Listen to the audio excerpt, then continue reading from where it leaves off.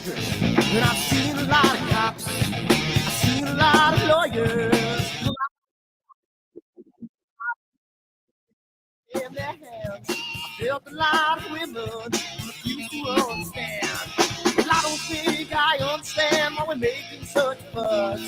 And I don't think I understand what's come of all of us. And I don't think I understand why we take the world for granted. I just want to get right back to Guitar Players Planet.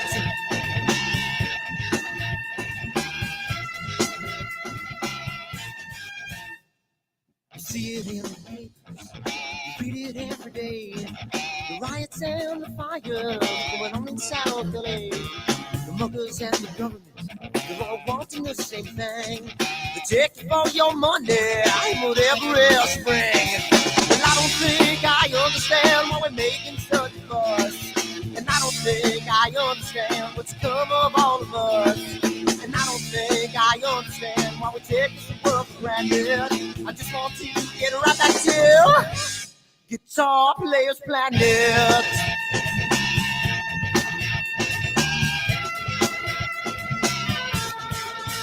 Take me.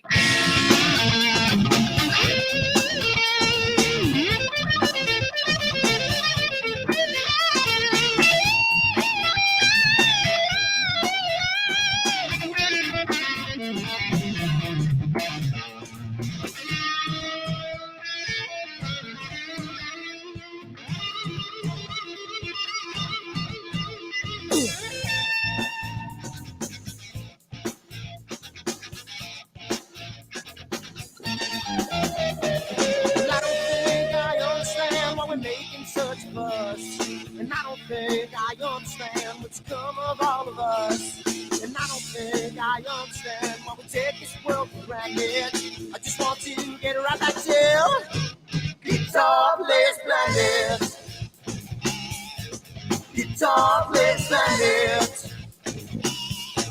Guitar Players Planet. Guitar Players Planet. Guitar Players Planet. Guitar Players Planet.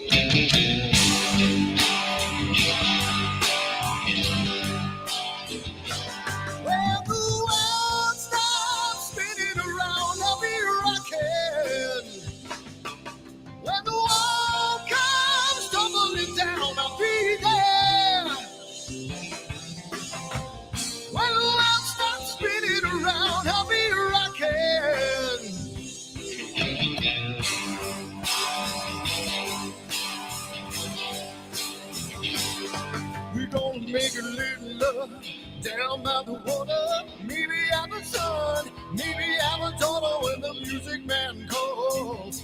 That's when I gotta play.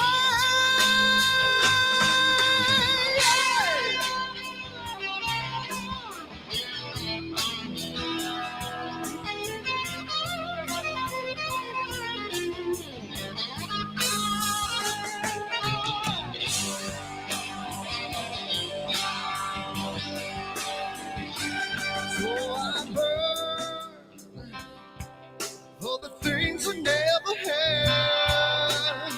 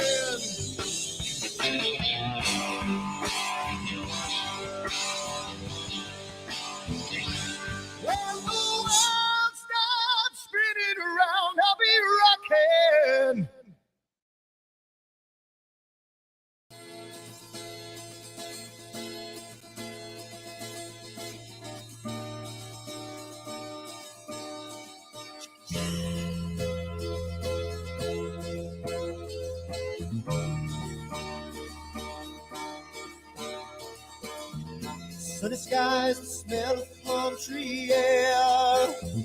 Looking back, I could never feel fair. The way the music has touched my soul, the way that the South holds its control. But I've got a new way to choose. I'm gonna start running back to the lands of new. Oh, na na na na na na.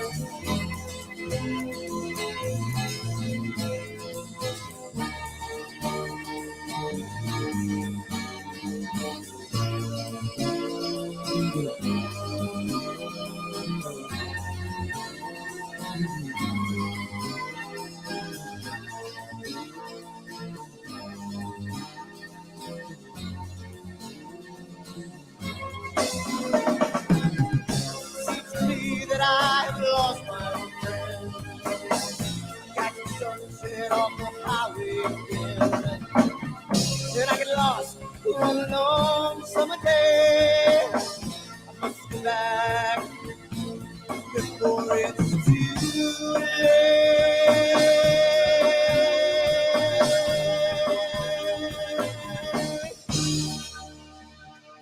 You're afraid you're feeling alone. Time and space can never afford. The holidays can ring in your fear. The ghost train praise can only mean tears. And I've got a new way to choose. I'm gonna start running back to lands of blue. Oh, na na na na na.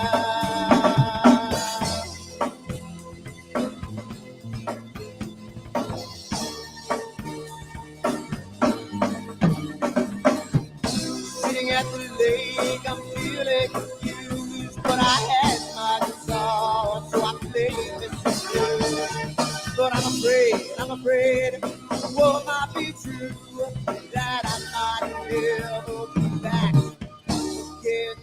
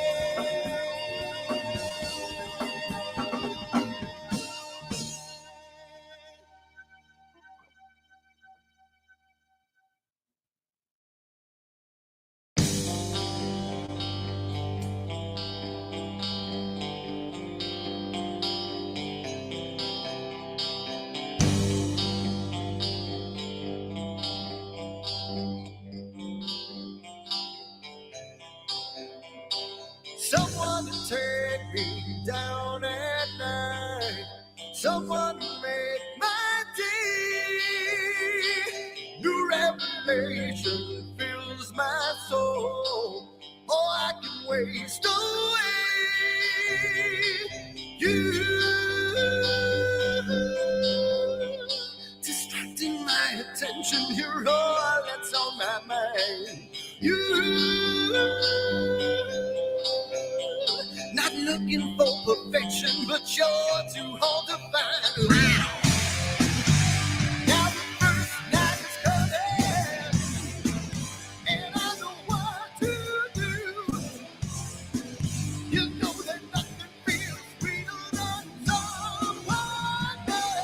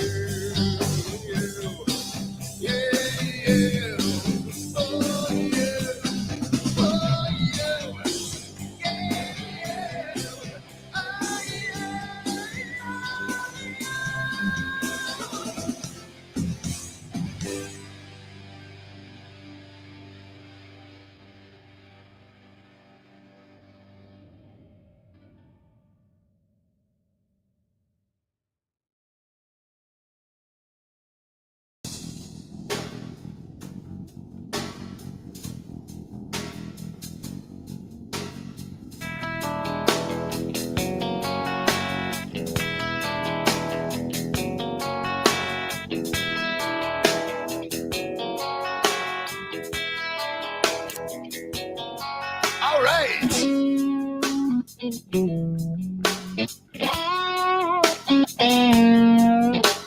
Yeah.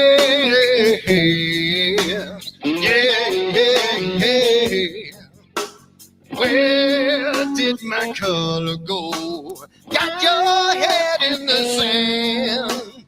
You can't be in control using a powerful hand. I wanna be you, I wanna see you. Don't taste the kisses of hate. Don't try to tell me, don't try to sell me, don't try to say it's too late. You're gonna push me to the edge, back me in a corner, making me stand in your shoes.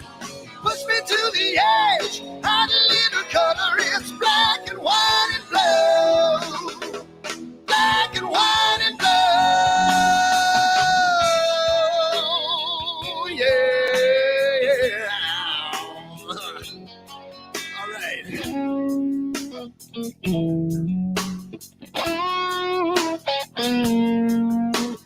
Yeah.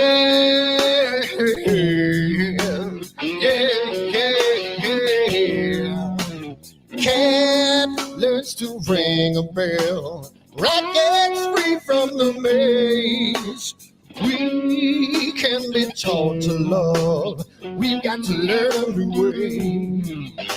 I wanna see you, I wanna be you. Don't taste the kisses of hate. Don't try to tell me, don't try to sell me, don't try to say it's too late. You're gonna push me to the edge, back me in a corner, making me stand in your shoes. Push me to the edge, hide a little color, it's black and white and blue. Black and white and blue, yeah.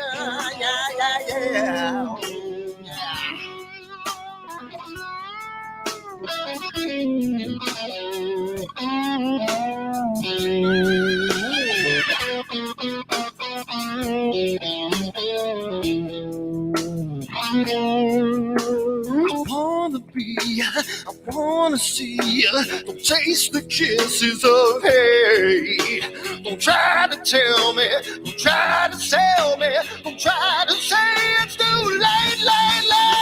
Push me to the edge, back me in a corner, making me stand in your shoes.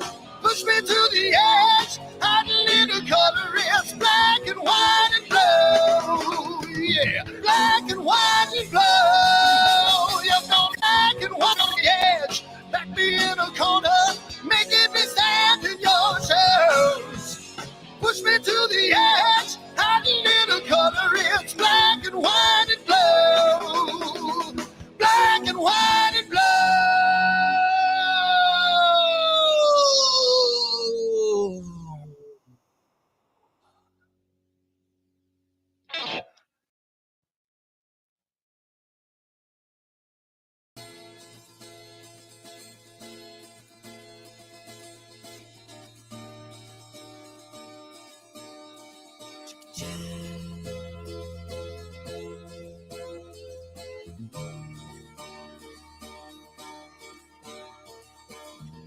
Sunny skies, the smell of palm tree air. Looking back, I could never feel fair. The way the music has touched my soul, the way that the South holds its control. But I've got a new way to choose. I'm gonna start running back to the lands of the new. Oh, na na na na na na.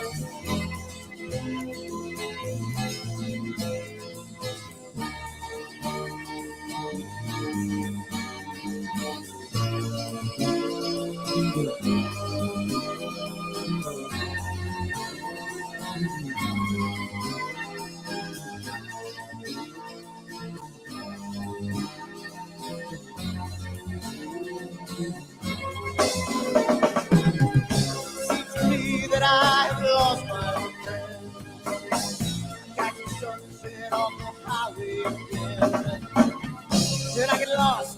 on a long summer day. I'll sit back for it to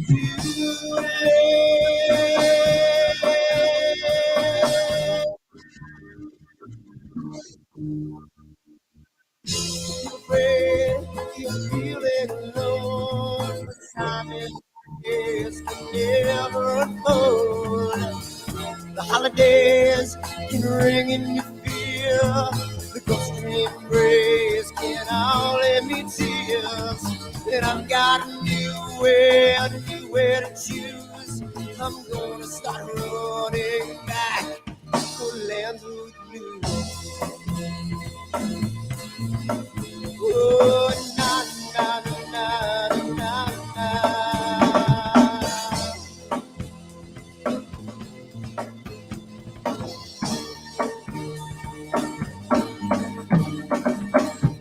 Sitting at the lake, I'm feeling confused, but I had my guitar, so I played this blues. But I'm afraid, what might be true, that I might never be back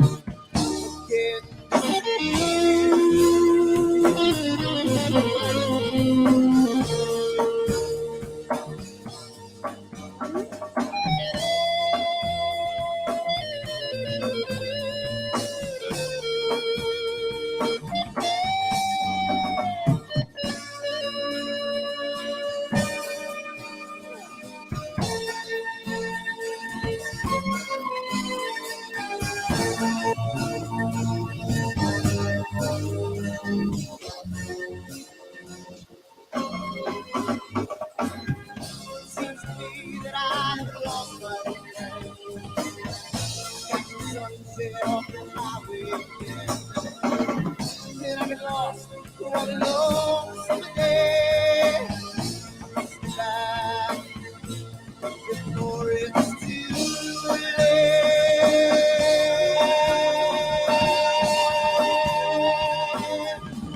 Before it's too late.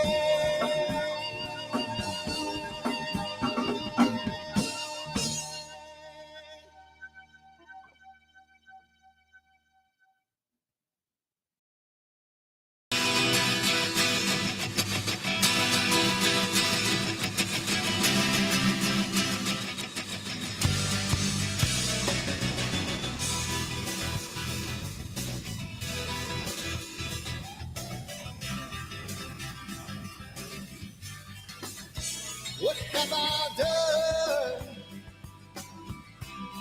Ooh, what have you seen? Early at night, got in the fight, the candlelight, looking through the screen. Now what have I done? What have you seen? You know there's no future in life when a person has come in between. Jamie's gone, Jamie's gone. Can't look back and now he feels so strong. Jamie's gone, Jamie's gone. Left last night and now it's been so long. What have I done? What have you seen? There was nothing to say, took her away, and I feel the pain, made love in vain. Oh, oh, what have I done? What have you seen? She knows there's no future in life when a person has come in between. Jamie's gone, Jamie's gone. Can't look back and now he feels so strong. Jamie's gone, Jamie's gone. Left last night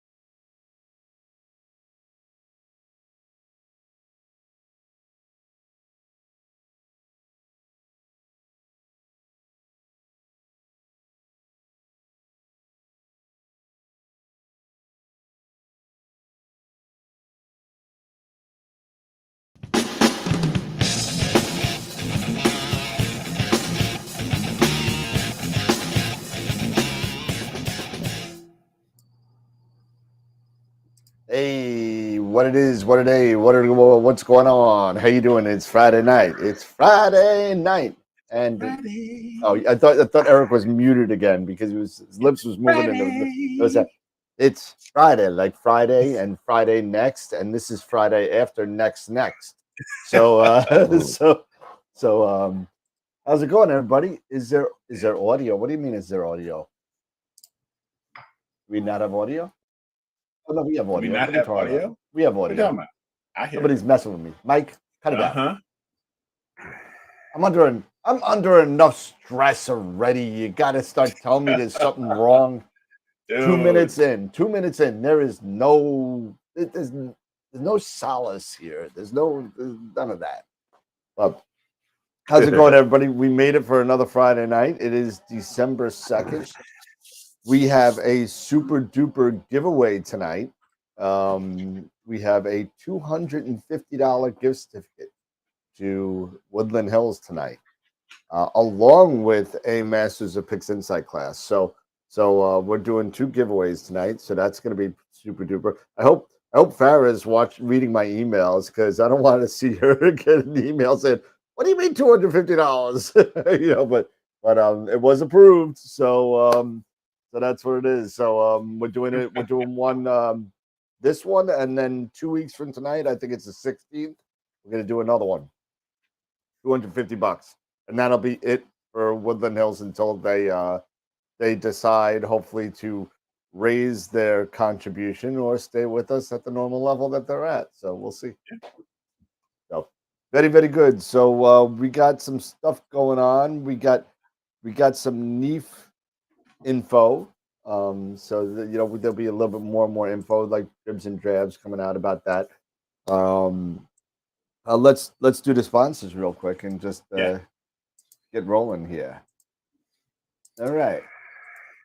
So we got these sponsors that have been giving us so many lovely gifts and presents and stuff to give away to all you people. We have hit almost on every single wheel. We have almost 100. I think we're in the 90s or plus on every single wheel. So pretty cool. So tonight's wheel, we're going to be spinning tonight for a $250 gift certificate, like we said, to Woodland Hills, and that's going to give somebody a very nice Christmas present or a down payment on something, or help with getting, you could almost get an ASIA for free if you want to. So I mean, yeah, there you go. You could definitely get the mini. You want the mini? You can get the mini for free. Yeah, there you go. You get the mini and a Y cable for your dew heaters. There you go. Then you'll be good. But $250. There you go. And thank you to Woodland Hills. They've been great. They've been giving us gift certificates all year. So thank you to them. Red Giant level sponsors. We got Prima Luce, Camera Concepts, and Optolong. We just gave away, and I believe his name is Mike. I forget. Your filters, your SHO 2-inch filter set are in the mail and on their way to you. So be on the lookout for that. I waited a little bit because you know what? I got AstroWorld packing tape. So well, you're the first one with the AstroWorld packing tape. I'm such a nerd. So sorry you had to wait, but it's coming. Prima Luce was great this summer. Once in a lifetime giveaway of an Eagle 4 Pro maxed out, totally crazy. Thank you to them. Optolong has been super generous as well. If you don't have Optolong filters, listen, I love them. I use them. Go get them. They're great. I do. For the price point you can get them at, they're just hands down. Just grab them. Masters of Pixinsight and IP for AP. We're giving away another Masters of Pixinsight class tonight. IP for AP gives us year subscriptions to give away. We got 1 or 2 more of those left until the end of the year. So really, really, really cool. Thank you so much to them, Pete, Warren, and Ron over at Masters and IP for AP. So if you know anybody, or if you're a sponsor or a business person out there, or you wanna be a sponsor, please give us a chat at dan@astroworldweb.com, and we'll get you, and I'll send you all the packages that we have set up. Next slide. Thank you to our member sponsors, our Quasar members, John Bob and Dr. Ascari. And our Black Hole members, Charity, Sean, George, and Mike. Red Giant members, thank you so much. Again, I got about 1, 2, 3, 4, 6, 12, and 15 of you. Thank you so much. And then 1, 2, 3, 4, 5, 6, 12, 14 main sequence members. And if you want to become a member, join us on our Patreon membership at patreon.com/AstroWorld TV. You can go check us out there. Protostar members, December 7th, we got Jeff Dickerman coming on from Optech, going to be talking to us about his Gemini focusers, his focuser rotators, his flat fields, and other focusers that he has, the FTX. It's going to be awesome. Followed by on December 10th, 8 days away. We're in single digits. Oh my God, I'm going to have a coronary event. It's Just don't have it Sean. on YouTube, man. Just don't have it live on YouTube. No, I'll have it right while maybe Nico Carver's talking. So I'll have it off screen, but it will never switch from Nico because no one will hit the button. But Nico, Josh, Ernie, I finally put your picture up. So your picture is up a week before the show, but I got it up. Thank you for sending that to me. Masters of Pixinsight, confirmed. All three are going to be here. Warren's going to make it. So that's pretty cool. Dr. Sass, Charles Bracken, and Adam Block. So it's going to be a lot of fun. Yeah, Dylan, 100 on every single pie, I think. I think there's one that's not. I think that's the Camera Concepts one. But December 14th, we got the return of Craig Stocks in Utah Desert Remote Observatories. It's got, again, you want to go remote, you want to rent some time. It's definitely, one of the places to be. There's a lot of them out there now. You got Utah, you got the Dr. Sass was on with iTelescope. Those are the ones that we recommend. So check them out. Don Goldman from Astrodon, Mr. Astrodon himself, is going to be on our first show of 2023, January 4th. We also got to talk about a little vacation, like Christmas week. I don't know what we're going to do, but we might take a week off for Christmas. Yeah, maybe just for Christmas. Yeah, for that. I don't know why Christmas lies, but we'll talk about that. Yeah. And then all of our other social media platforms. So thank you for dealing with the wonderful. There we go. And why did it go black? There we go. And there we go. Whew. Oh wow, I'm just tired. It's been a long week. It's been great though. I'm sorry, I'm gonna have a piece of pizza while I'm. Hey, don't worry about it, because like I said, we're running behind here at home too. So it's horrible. It's horrible. It's like, yeah, what you gonna do? Horan, my buddy from the UK is on. He's in Germany right now. He says hi. Wow. I'm munching. I'll mute it. So, have some neat. It looks like. Well, let me just say right off the bat, for those of you that don't know, AstroWorld purchased their own booth at NEAF for NEAF 2023 this year, and it looks like, and we're going to try. It looks like we're going to be right next to Prima Luce, so that should be pretty cool. And again, any of you people in the chat that are going to go, anybody, please come, say hi, hang out. And if you have any ideas of how to make it fun, because I want to make it fun.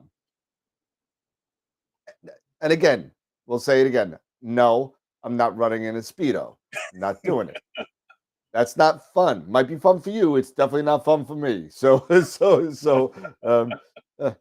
don't know if it'll be fun for anybody. I might throw some people really into a coronary event. But that being said, if you have any ideas, please hit me up, hit Eric up, hit Scott up, whatever email, their name at astroweb.com. and you can just email any ideas. So please feel free to let me let us make it fun for everybody. So we'll see. I'm gonna try and bring Pepper, but I don't think it's gonna let me. But that's the news with the Neef right now. So that seems like that's shaping up well. That's good. That's good. Well, I get an early present.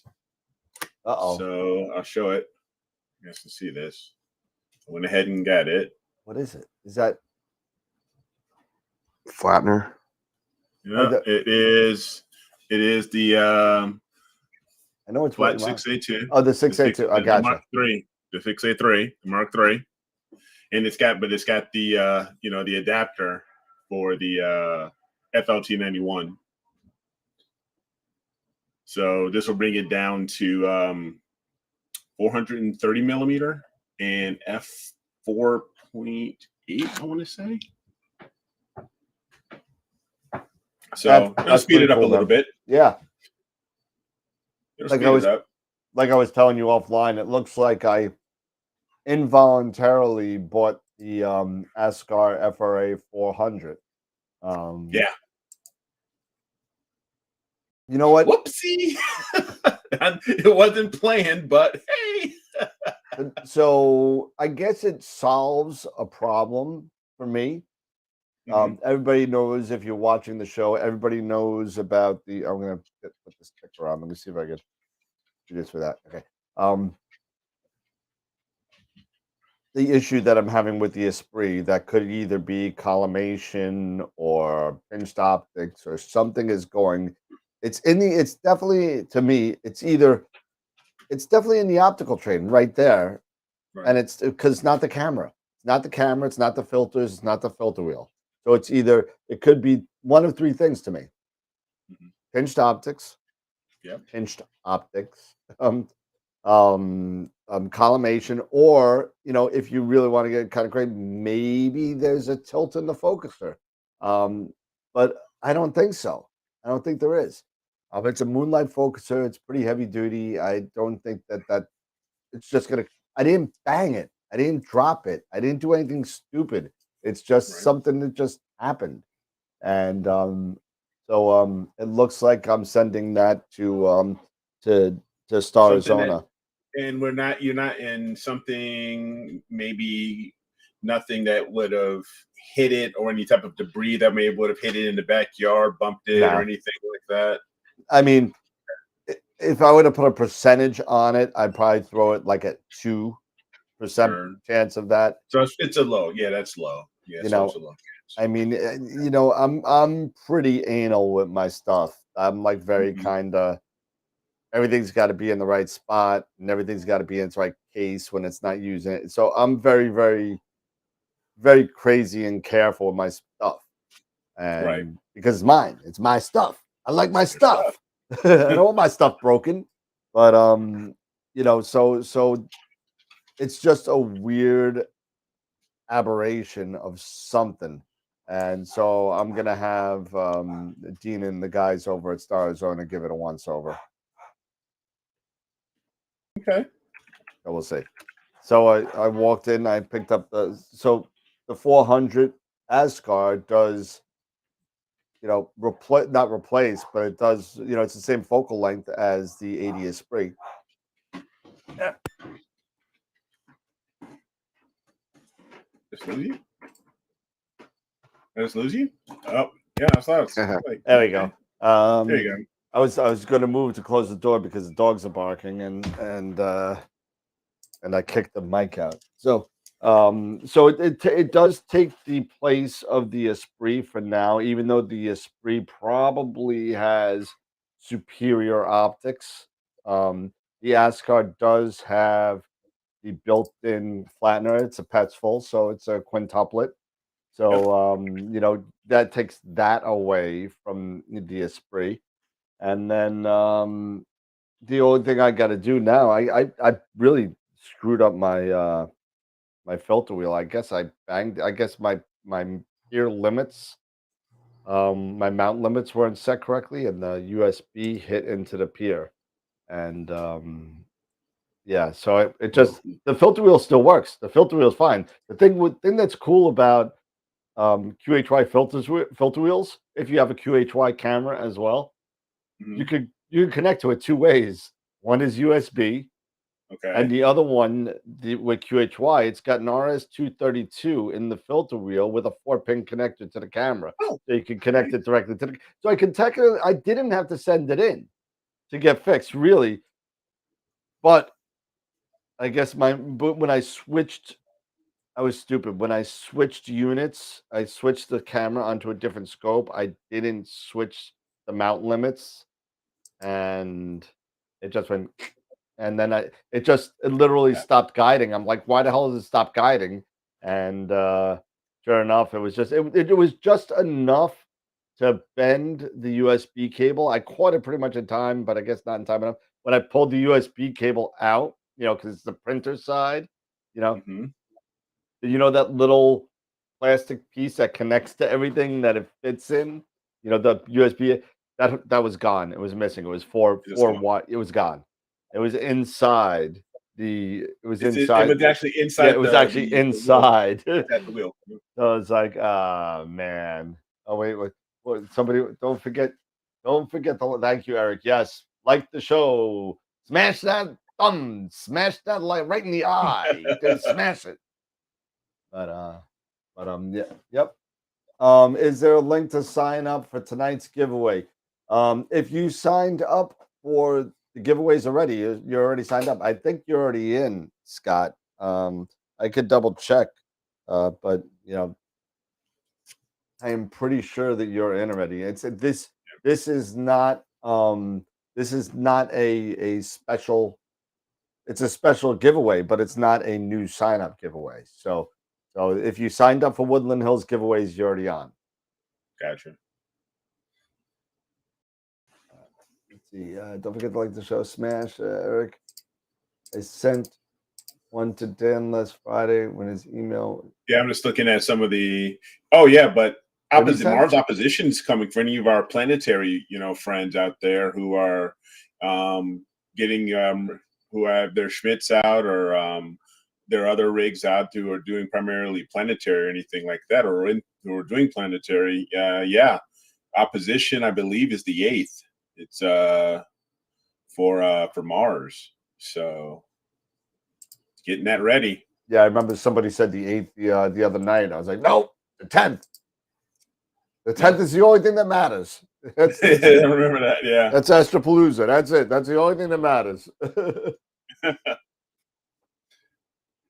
Do a poll. Yeah. What's up, Sean? So I guess we've settled as far as we've done our first poll. We did our first poll on Wednesday, and we selected. Well, it was I don't think it was a big surprise that we selected the Dragons of Ara, for our remote imaging session that we will get, and we will share that out to our viewers who are Patreon members. Yep. So if you're in Patreon, so definitely join. Sign up on Patreon, and we're going to Dan has the account with iTelescope. And we're going to start, trying to add a few data sets here and there and we'll share those out to our Patreon members. And you can grab those and test out your post-processing skills, your Pixinsight or your APP or your Photoshop and all of that fun, and Deep Sky Stacker, all that, and, to test out your skills.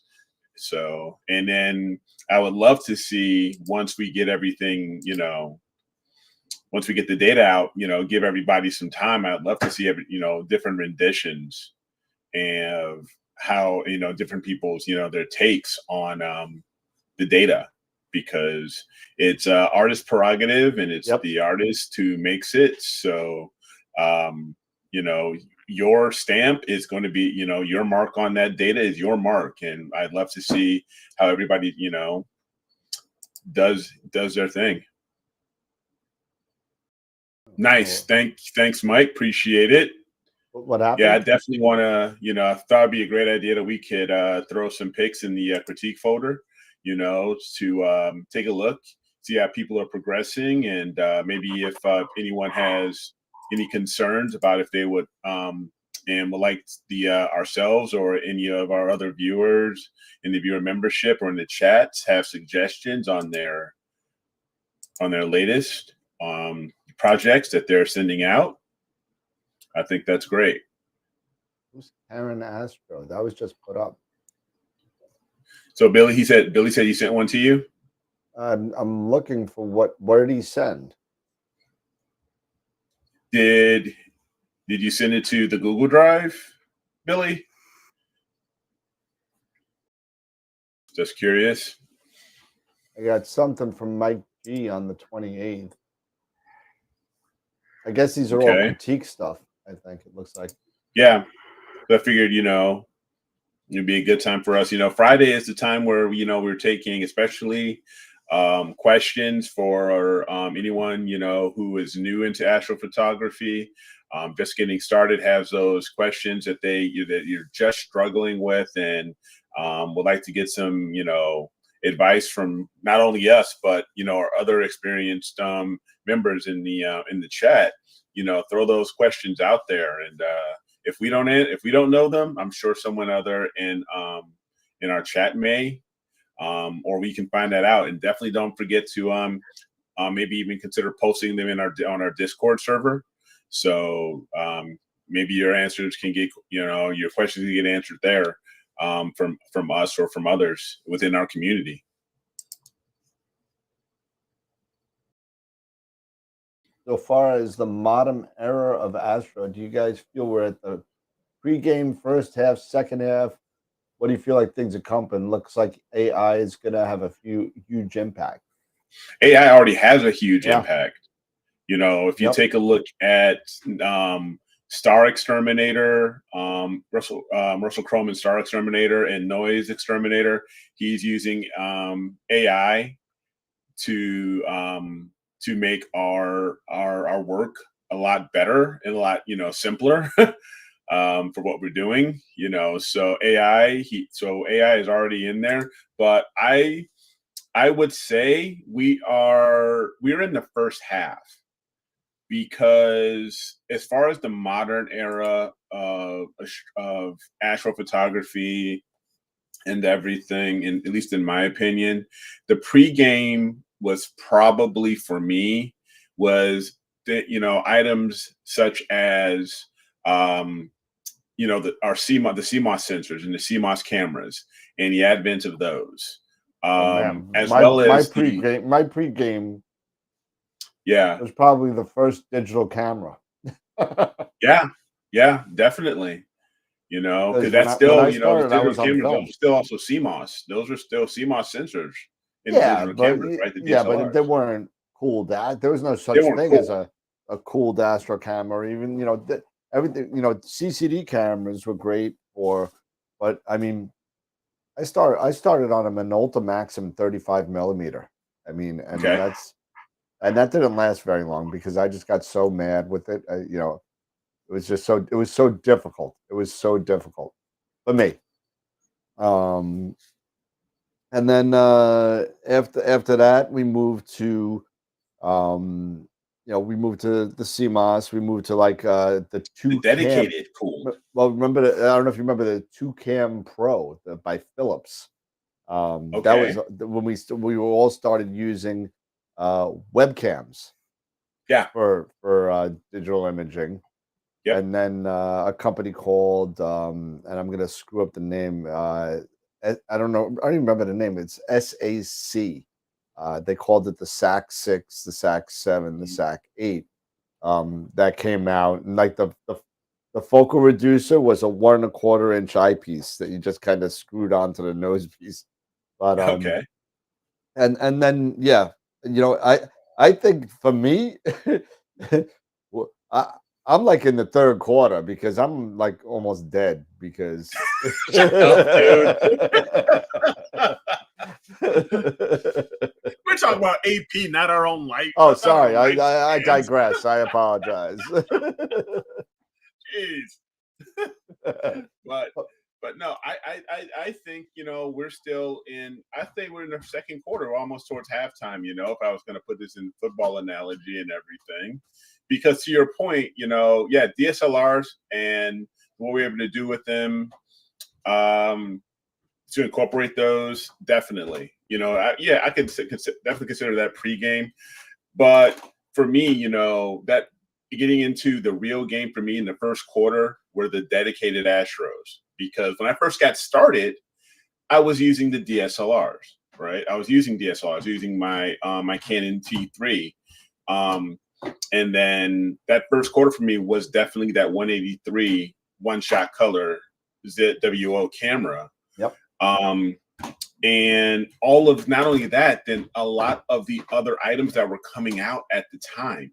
Because I think I mentioned earlier when I first started getting into AP, that the Star Sense, to do my plate solving and everything. But then you had Sequence Generator Pro that was able to, that you can incorporate. So you had SGP, able to do so many things, to manage everything, right, within your rig and your entire experience, from the camera and sequencing, and incorporating PhD2 and the guiding, to plate solving and actually managing your observatory, setting it up so you could, install drivers and incorporate that into SGP so you can manage opening and closing, your roll off, or your observatory, whichever one you had, you could, and everything like that. But we're also managing a lot of it, and we still do, from our laptops. We're doing it from our laptops. But now in this second quarter, and it's getting towards halftime and everything like that, you've got the mini computers. You've got the ASI Air. You've got, the NUC. You've got the Mellow. You got all these mini computers now that are able to do a lot of these things versus a laptop. You've got dual or tri or even quad narrowband filters that have come out for one-shot color, that have only been really hitting the scene for the past, I would say 3 years, with the advent of the Triad from OPT. And now we're getting into the dawn of, strain wave and harmonic drive, mounts. We're getting into the dawn of those that are probably going to push us towards, into the third and into the latter parts, I think, of modern astro imaging, as well as all of the tools and improvements that have been done with Pixinsight and the way you can actually process your data. So for me, I say we're getting towards that second half. What do you guys think? Well, I think we got Pete on with this. Yeah, we got Pete on. Toronto hat on. But I don't know if he has his mic on yet. But he's just testing. Can you hear? Testing. Oh yeah, 1, 2, 1, 2. How you doing, Pete? Yeah, we hear you. We hear you, man. So I think that I'm hoping, all jokes aside, I'm hoping that these harmonic mounts, these, super light, semi-decent payload mounts that are at that I'm hoping that it's going to be opening astrophotography up even more to people that are scared to lug around all this stuff with them. You know what I mean? You see some of these mounts, you walk up into a star party, you see a Mach 1, you're like, holy crap, what the hell is this? Or you go and you see a 120 from Ioptron. I mean, you're like, oh, what is this monster thing going on? Or you see Paramounts or whatever else is out there. And then you see like an HEM 44 or the Pegasus Nix that is out there holding something of a similar size that's this big. You know what I mean? And it's just as big as my head. And it holds that mount. And I think that's going to open up to a lot of people that were afraid to go this route once just from the packing part of it. Well, you know what it is, Dan? My assessment is that, okay, remember we always say, okay, it's a visual, is it astrophotography? Are we looking at a permanent setup? Are we looking at a portable setup? You know, the idea now is that these harmonic drive mounts are great for portable setups. Yep. So people who basically are east of the Mississippi that want to go to a dark sky site, it's pretty tough to lug, as you said, the high precision mounts. So for them, it's great to have these little harmonic drive mounts. I mean, the portability aspect, you just can't beat them. Nah. Yeah. It's awesome. And it's great. And not only that, let's be honest, even the cost to be very close to be comparable to what we had in, at least for me, like the AVX back here, you know, which is a sub 1,000, but you're not getting that far away with these newer harmonic drive mounts where you spend maybe you double that, and for 2,000, and you have the AM5, you know, yep. Or Eric, to go along with that, I think we're really missing something too. Is that, like Dan said, Dan's in the fourth quarter, right? He's past halftime in terms of age. Same here with me. The idea is that, well, you know, me and Peter on borrowed time here. Come on. You know, the idea, and this is kind of brought up by Mike G. I mean, as you get older, you know, you don't really want to be lifting a 50 or 60 or 75 pound or an 80-pound mount, right? You want something that's just kind of nice, that's portable. And guess what? Mm-hmm. Within 5 minutes, you're up and running with a pole master or, you know, sharp cap. Yeah. And that's one of the things I was really impressed with. The AM5 when I had it for that, you know, couple of nights, and then the HEM27 I had for a couple of nights.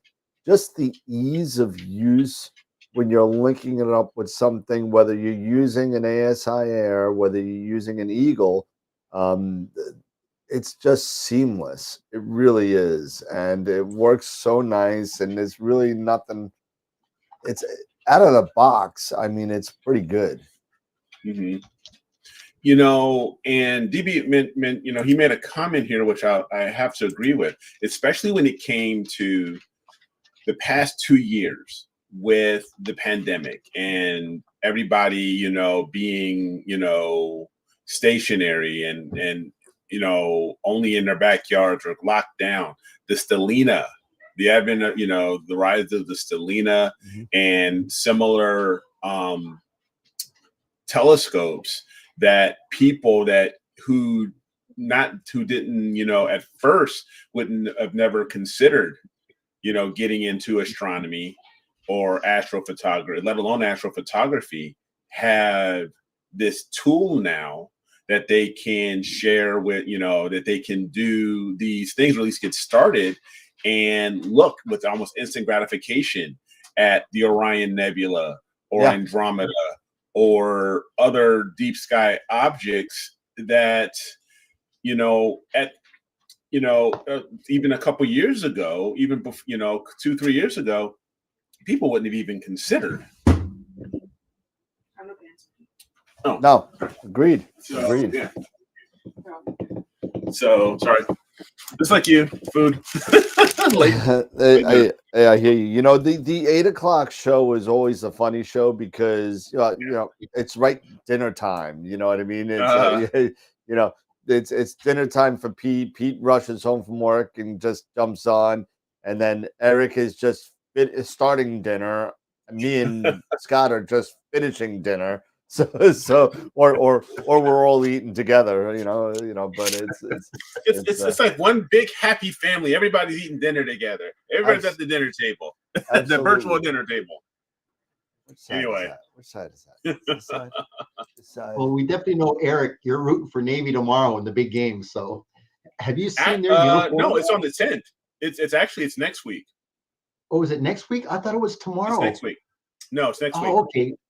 Because I tell you what, so I'll be bouncing between Astropalooza and watching, you know, Army Navy. That's awesome. I tell you what, they showed the jerseys, man, the uniforms on both sides. Oh man, they are spectacular. They always do some awesome jerseys and awesome uniforms for every game, at least for the past, you know, I would say 8 years. maybe 8, almost 10 years, they've always done some really, really cool uniforms. Yeah, absolutely. Using the Selena for, I know I'm going to move from side to side, but I'm permanent Navy. I'm not moving over to the Army side. I got a cousin for that. So yeah, no, we were just talking earlier about the Mars opposition, coming up. So on the so yeah, we haven't forgotten about it. I'm just looking through this right now. Yeah, so we do have about 4 pictures that have come through for critique. So, well, let's go to Mr. Dan. Yeah, go through them. All right, let's grab the first one here. Let me see if I could do this real quick. Go to play 2, and I'll get the first one ready. So here's the first one. This first one is by Josh Kovat. Looks like, and here we go.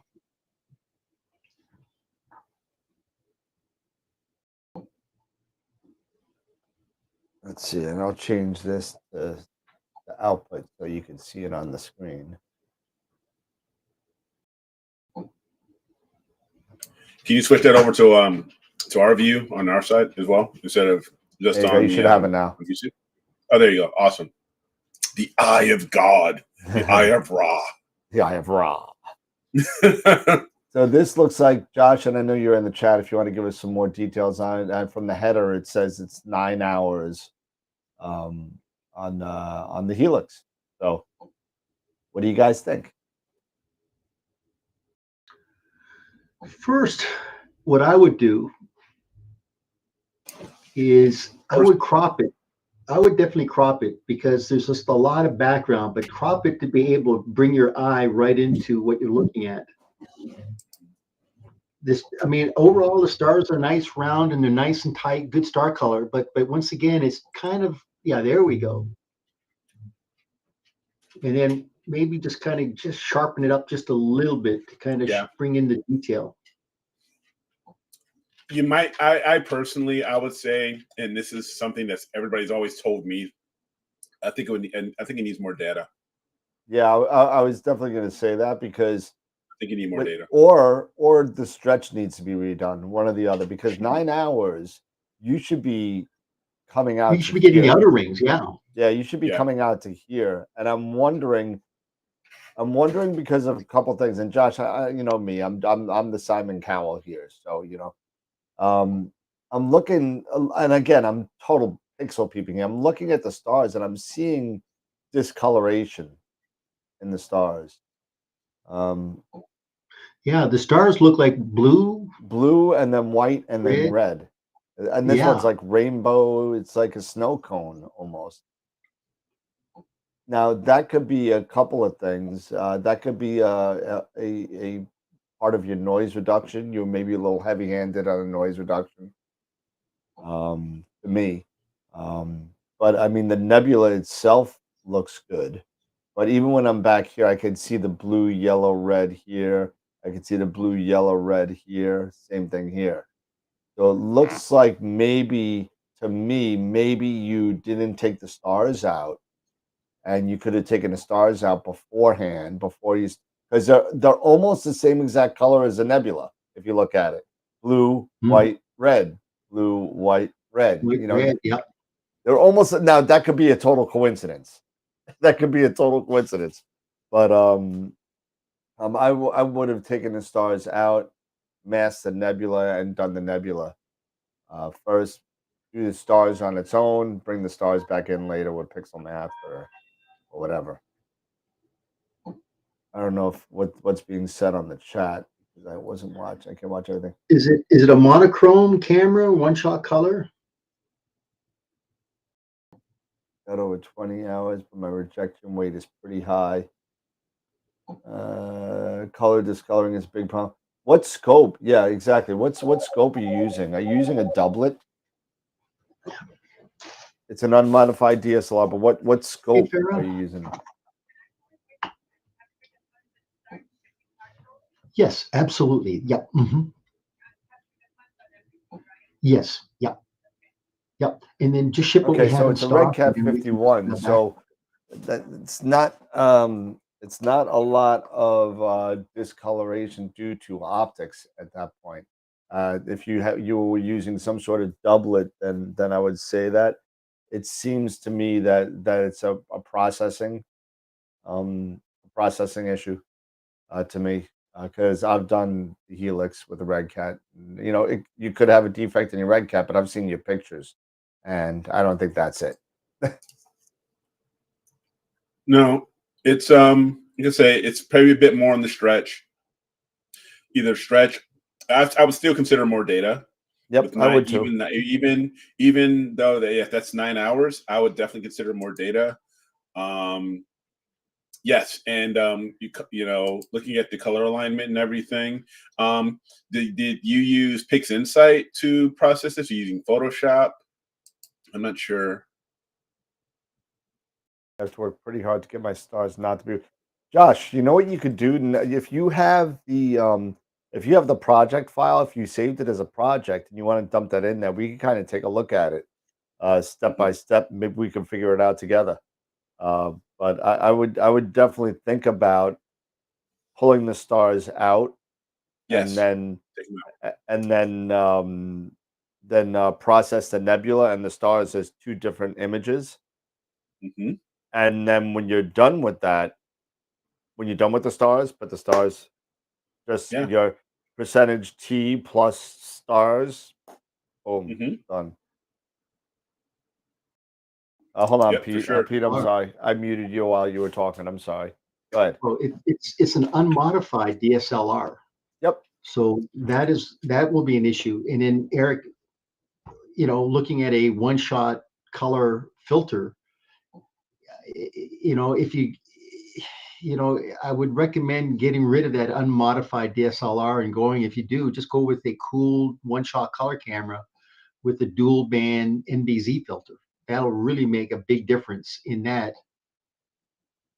Yeah, but we've all seen Josh's images. He's a multiple picture of the week winner. He has taken, and I haven't seen anything like that. So either you really did a good job on the other pictures with that, either color calibration or whatever you did to get those stars right. I mean, I haven't seen HDR2 repaired. That's an interesting way to do it. I mean, you could do that. I just do a $T plus starless or stars RGB, whatever. It all depends on. I don't know why you can. I don't know. I don't know if I mean, multiplying. I use Star Exterminator, and No, you can actually that's when he puts it back in. That's his pixel no, math. but you can, yeah, but with Pixel Math, if you name one, you can simply do stars plus starless. If you name one stars, the other one starless, or RGB plus starless, and then run it again, it'll merge them back. That process is separate foreground for the background from the stars. Yeah, I'm working on separately. Yeah, me too, Dave. I do the same thing when I actually have data. So is a Red Cat, just out of curiosity, is a Red Cat a doublet or an APO? It's a Petzval. It's a Petzval, yeah. Okay. So it's a PL51 glass in a Petzval. Okay.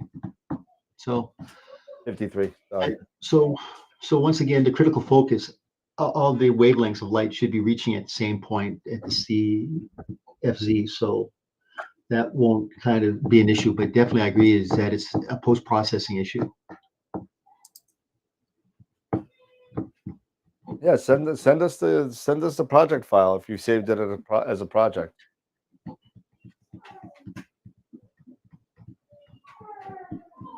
But let's see. Go back with me screen as it stars times. Huh. I learned something new today. So, yeah, stars plus starless is wrong. I'm learning something new.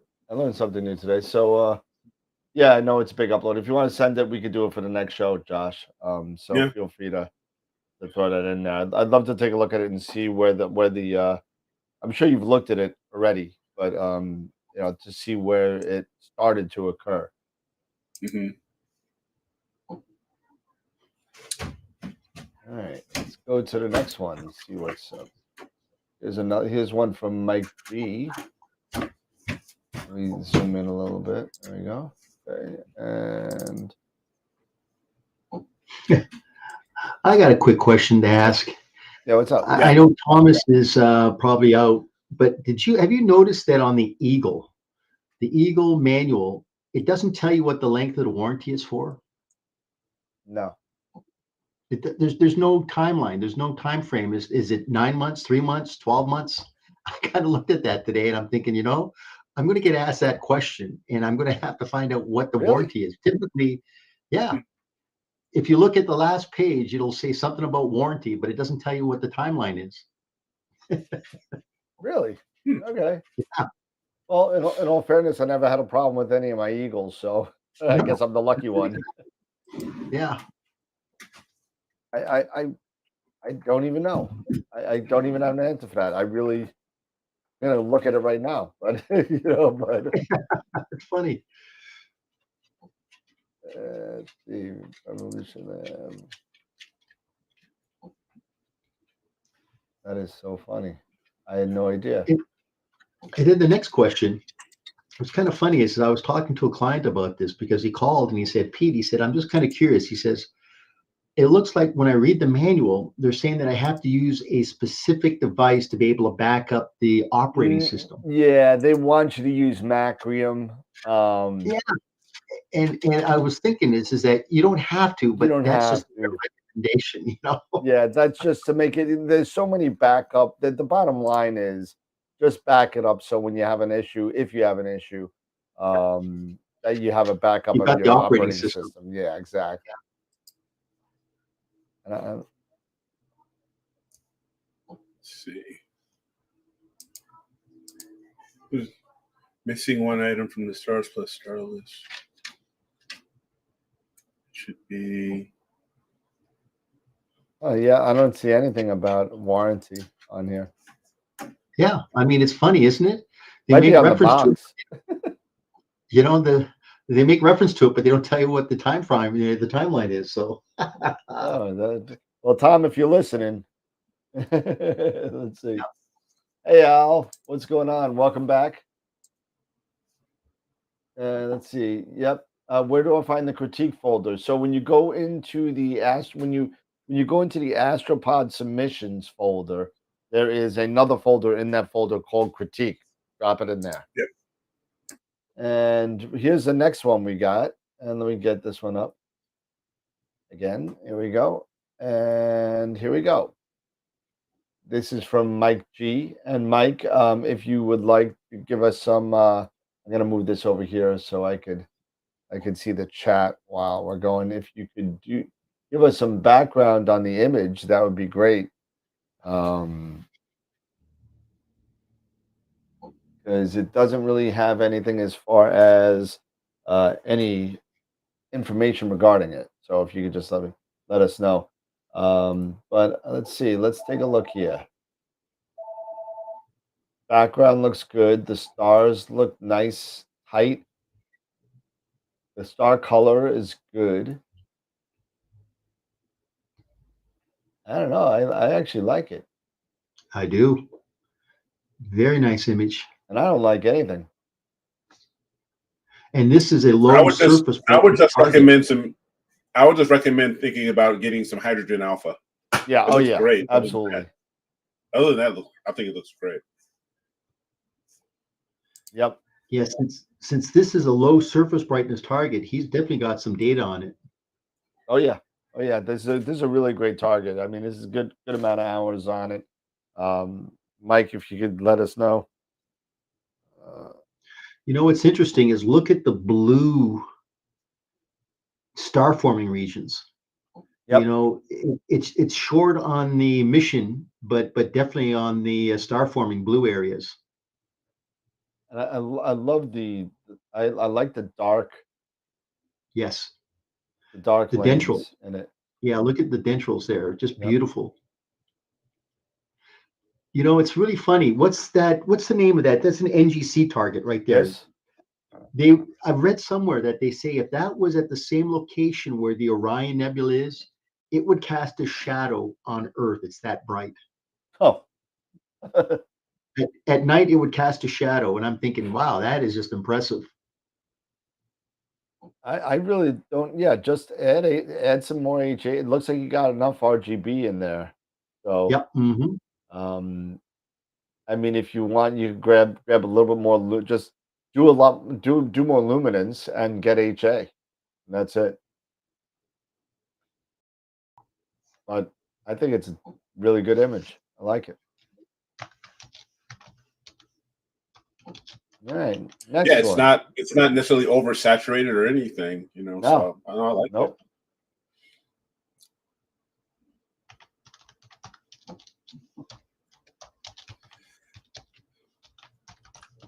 And there's the next one. You got the trapezium.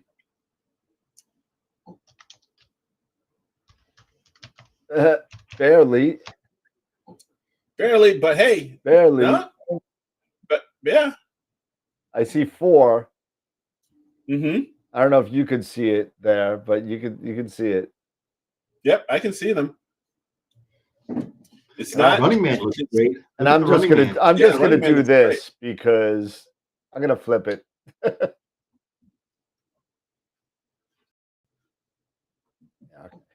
okay. I just flipped it.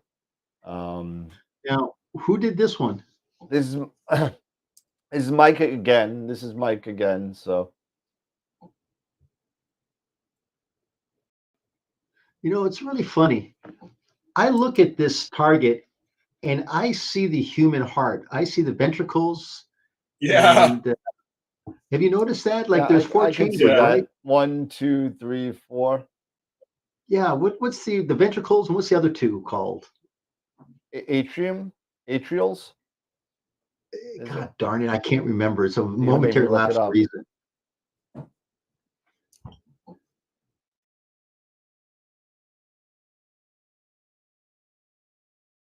Atrium. I was Atrium, close. yeah. I was Yeah, close. there we go. Because that's what it reminds me of. I look at that, just the shape of it kind of has that look to it. I could see that. Yeah, that I could see. You know, it's funny how as humans we always kind of put some kind Human of a aspect on familiar it. shape to it, right? Yeah. The only thing I would really say on this maybe is to use a little bit of star reduction on it. Mm-hmm. Okay. You know, bring the stars down a little bit, especially these guys over here. Yep. Yep. You know, and around here. I'd love to. Okay, Bortle 6-7. All right, that was gonna be one of my questions. It's an IDAS LPS D3. Okay. Mm-hmm.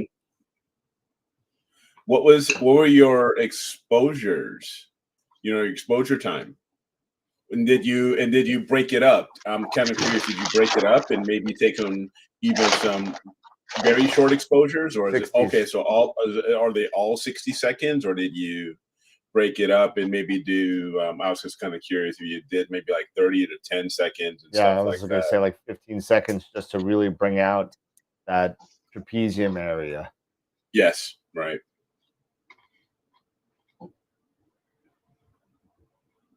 Yeah. Yeah. It does. Yeah. It definitely does. It's definitely when it needs, you know, that the HDR. Yeah, but the data's there. The data's Yeah. Mm-hmm. Data's there. Data's there. Yeah, for sure. I'll take that any day of the Even week. though, hey, yeah, for a test, Mike, this is great for a test. This is awesome. This is great. This is just a test. Holy cow. This is a test. This is only a test. Yeah, it's just a test. It's only a test. Because I love the cloud structure between 42 and 43, and as well as around 42. You know, especially towards the top part, the top area.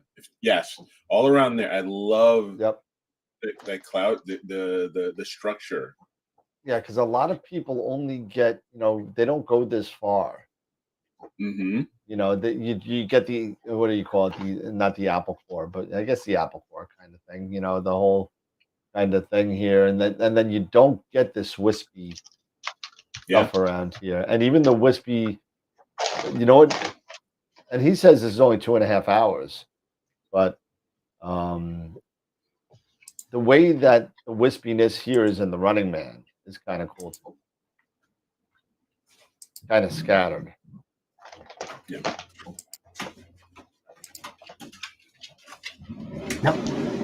Yep.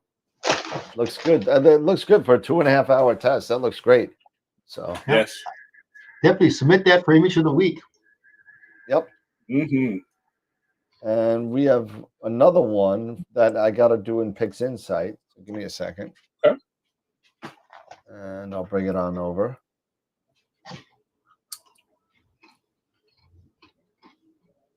Oh, yeah. There you go. And it looks like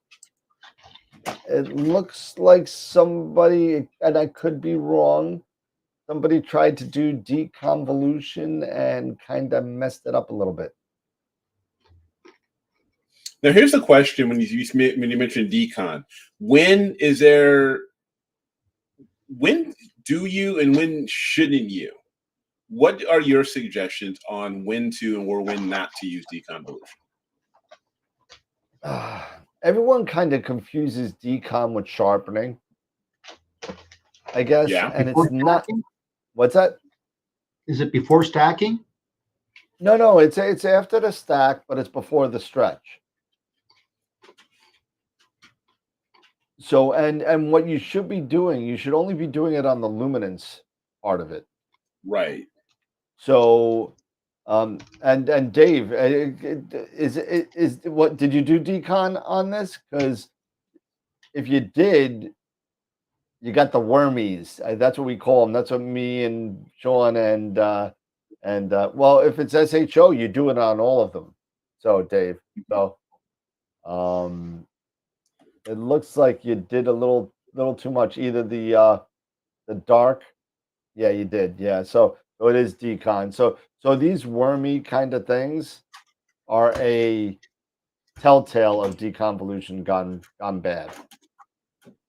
All these little lines going across.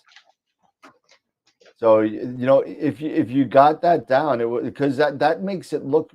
If you take a look at the picture, it looks very soft. It looks very soft to me, and that's part of these worms kind of mushing things around.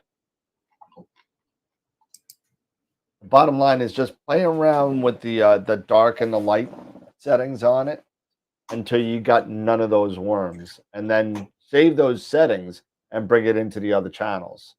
So pull a new instance over to the desktop and drop them into the other two and see if those settings work. At least it'll give you a good start point to me. So, because deconvolution's a pain in the ass, I'm telling you. It's to me, it's a pain. Once again, it's related to image scale. Get between like 0.7 to 2 arc seconds, and you'll be fine to do DSOs. And you won't have to worry about deconvolution. But when you're over 2.0, yeah, you'll have to definitely kind of play with it. Can you repeat that again, Pete?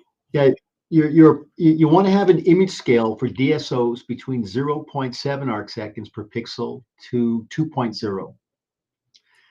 If you're over 2.0, now you're going to have to start to do deconvolution, because you're going to start to notice that your stars are going to be kind of slightly blockish looking. So the more you get, like if you're at about 2.2, you'll be okay. If you're at 2.4, you'll start to notice it. Once you get up to about 2.7, bingo, you're going to really start to see the blockiness of your stars. Yeah. That's why, as I was thinking, is that if I had a choice, I'd rather be oversampled, because my stars are going to always be bloated, but you can always shrink your stars. You gotta shrink your stars. With algorithms. So that would be my choice. But with deconvolution, yeah, you're right. And then once again, you've got the multitude of choices, right? Lucy Richardson, you've got a Yep. multitude of different choices to use. How do you know which one to use, and how many iterations do you have to go through? That's always been the hard part. It changes for every object. It changes, and that's what makes deconvolution so kind of a bane in everybody's existence.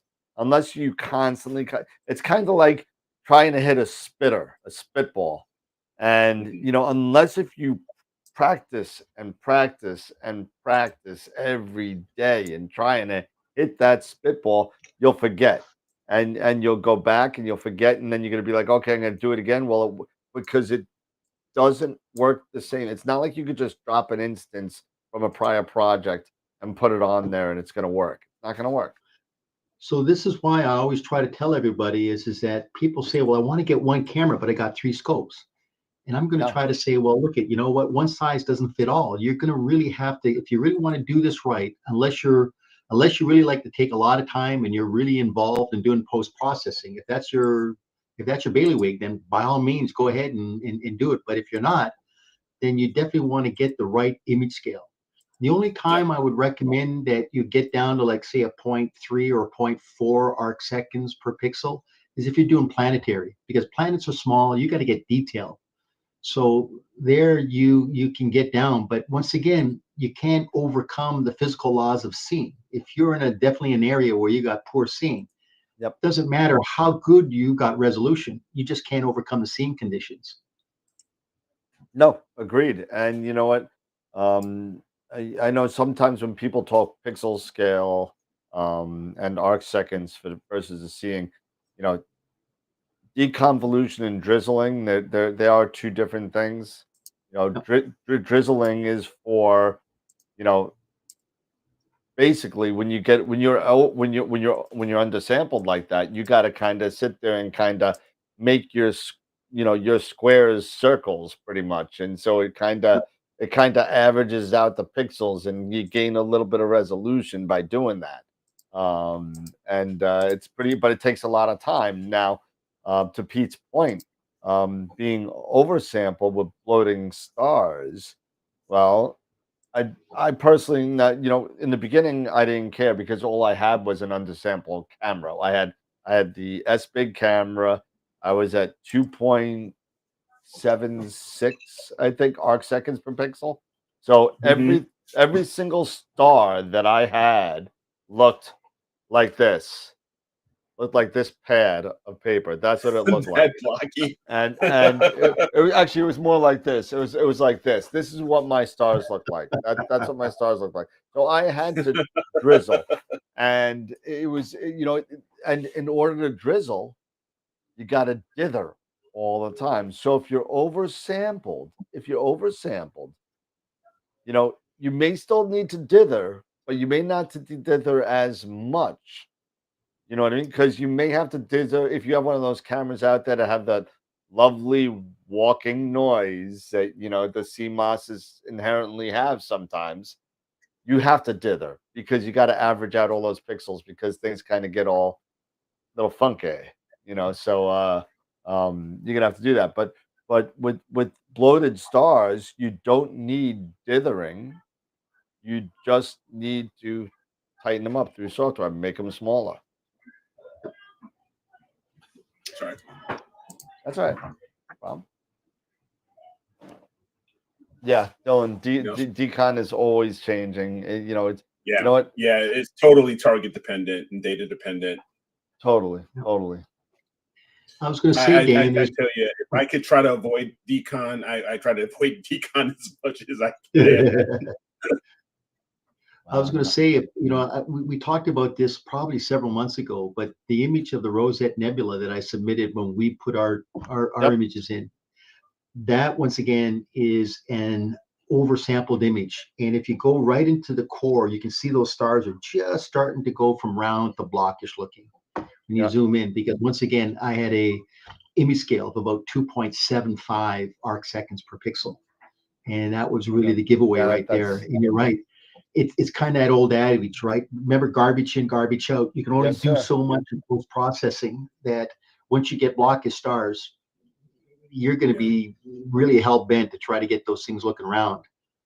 Absolutely. So, as I said, that little bit of forgiveness between, say, 2 arc seconds, if you can get up to about 2.3, 2.3 arc seconds, you'll be okay. But once you get above that, you'll start to notice the blockish looking stars for image scale.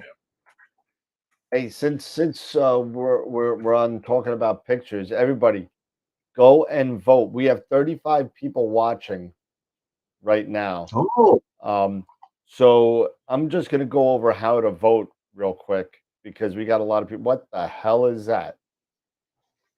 We got Pikachu, who's got sad ears. Oh my god. he's an Iowa State fan or Oh Iowa. my No, I goodness. Oh my goodness. That boy is unafraid. He don't care. I could tell. All right, so let's talk about voting real quick. So if you go right to the astroworldweb.com page, that's the AstroWorld homepage. Go right to image contests. Okay. Once you go to image contests, and it may load a couple times the first time, it'll give you the last picture of the month winner. And then here are our current picture of the week entries. And sometimes, depending on the picture, it's not the server. The picture is big sometimes, and it'll take time to load up. You just click on one, and then hit the vote button. Is that your? It's hidden right here. Is that your final answer? I gotta make that a different color. I don't know why that's black. Yeah.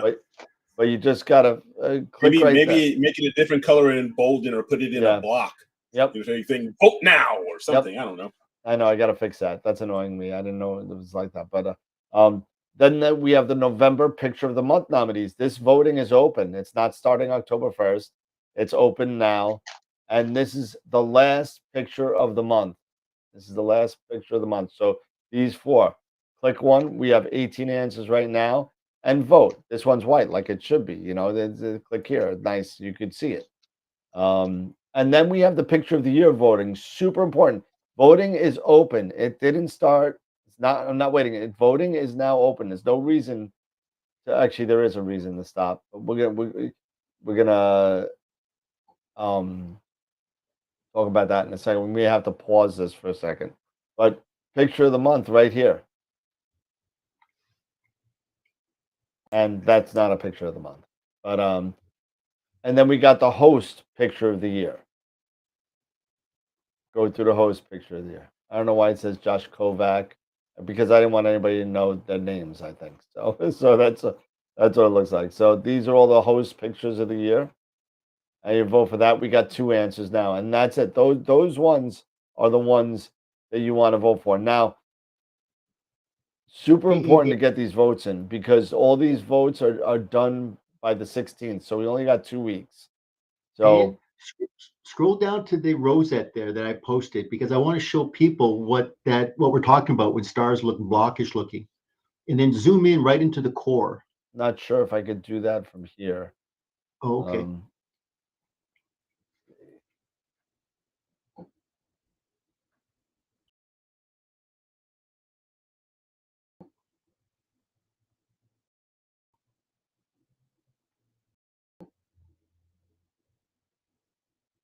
Yep, right there. So as I said, if you can zoom in a little bit more, what you'll notice is right into the core there, those stars are starting to kind of look squarish or blockish looking. That's as and far as that's I your can go. indication that Oops. Sorry. Yeah, it's too big. It's 500x. So yeah. Okay. But yeah, so they do. They literally start to look like the back end of a ZWO camera box. So yeah. But please, everybody that's online, vote. If you're online and you're liking what you hear, please hit that like button for us, please. Super important to get more viewership and more stuff on our YouTube channel so we can get more guests for the viewership. So it's real important to do that.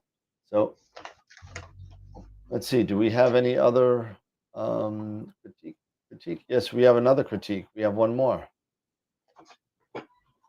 Download. IC 1396 by Josh.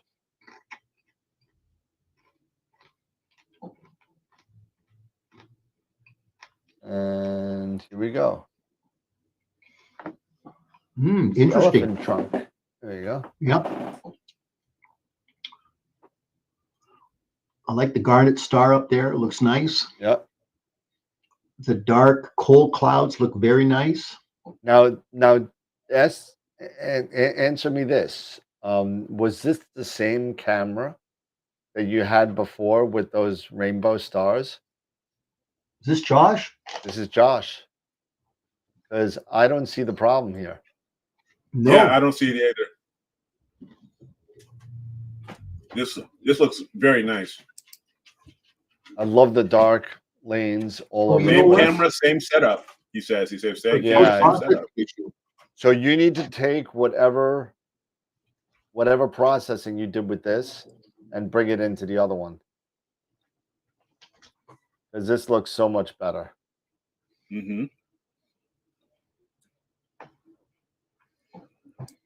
I like that halo on the elephant trunk. Yeah, right there. I always like halos. Just something about the halo. Yes, just kind something about that, right? Yeah, it gives you that same thing with the same thing with the tadpole nebula. It has that ring or halo over the tadpoles. It's really nice. Yeah, it gives you like there's something behind it. It gives you like that three-dimensional. It's very 3D-ish. Yeah. The only thing I can think of, it's just a little too blue. Blue, yeah. If you could kind of tone that blue down just a little bit, I think this would be a very good image. Very, very good image. Good data. Very good data. Ooh. You got those Herbig? Is there Herbig Haro objects within at the very top there, at about the 11 o'clock position, Dan? I think we got Starlink right here. Yeah, look at that. Just kidding. That's not Starlink. I was going to say, it sure looks like it, doesn't it? But Dan, do me a favor. Go up towards the 11 o'clock around the Mission Nebula. Up. Keep going right there. All those three targets right there. I mean, those look like, are those Bach globules? Are those, yeah, those are Bach globules. Could be. Yeah, look at that. I mean, cold clouds. Look at that. Real cold. But stars are nice, round, and tight. That looks a lot better, Josh. I got to give you that. Yeah.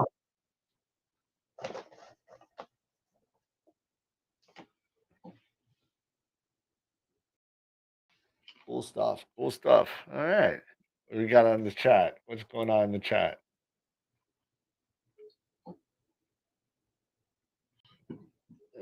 Yeah. I always, I don't always, but especially if I get, updated information or positive critiques from, the viewer membership or from Dan or Pete or others, usually I'm going right back in and I'm redoing or reprocessing or taking that advice and that information, and I go right back at it. People are just pummeling us with pictures now. We got another one. Awesome. I get it up. Keep them coming. Oh, this looks pretty good, actually. As I said, tonight's the night to do the critiquing. Yep. And here we go. Here it is. Ah. Good image. That is nice.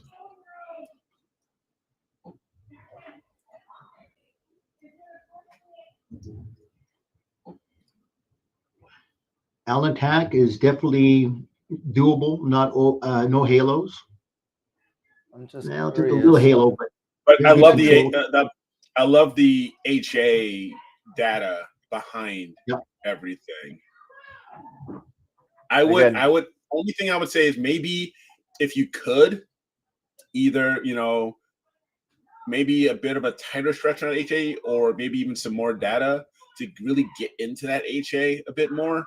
But and some star reduction, perhaps some star reduction to help tame a bit down on attack and some of the brighter stars if you want. Yeah, and something that we've been talking about. Something that we've been talking about on the show, past couple shows was Bill Blanchin's star reduction techniques. And if you haven't, Yes. if you don't know what it is, you can actually download it right from his webpage. I think I downloaded it yesterday. And it's you got to follow it step by step. And Luca Matico put out a really decent video on YouTube on how to use it. You know, that would work really good. It might help you. There's 3 different ways. There's a halo artifact where I believe it's the second one that will help with the halos a little bit. So that might help you here with the on attack. The only other thing that I would say is just maybe rein in the red a little bit. I think the Yeah, red, just a little too much saturation on the red. yeah, I mean, like you start to really see it here and around the flame. Starts to bring out the purplish. Yep. Yeah. One thing also, speaking of Brian Blanchard, he's got other tools out there. One of them are the color mask. Yep. Which so you can basically work on several different colors one at a time within curves and everything, which, you know, so if you notice that it's a bit much, if you're doing an overall saturation, and you see it's a bit much, consider checking out the color mask tools, because that way then you can target specific colors a bit more, and being able to bring them up or bring them up or lower bring them down a bit, tone them down some. So something to think about. So it looks like you put up some stats. It's 3 hours, 1.5 of HA and 1.5 of RGB. Okay.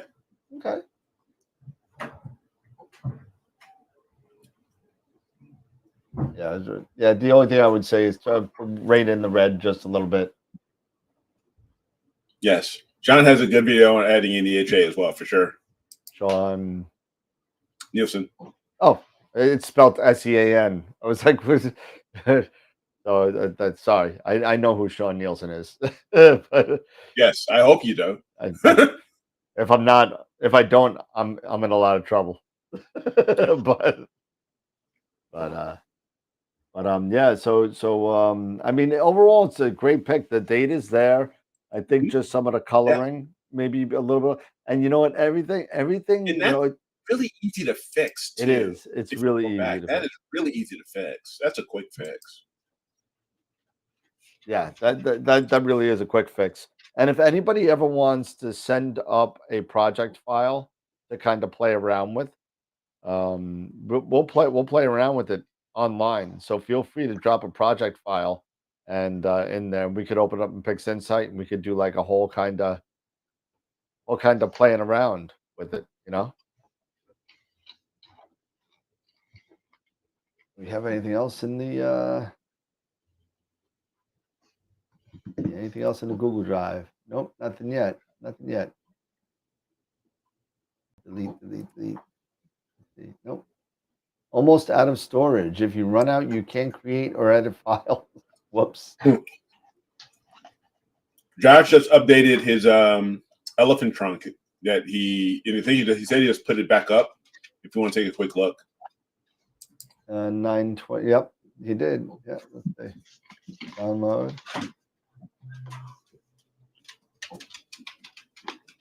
002. All right, let's see.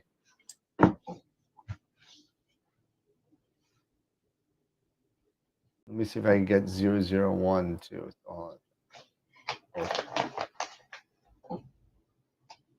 And 002 and 001. There's 001.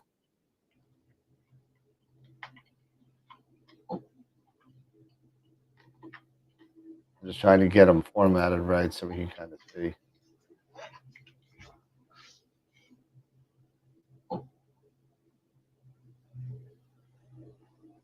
Okay, so let's see if this will work. All right, here we go. And this is the original one.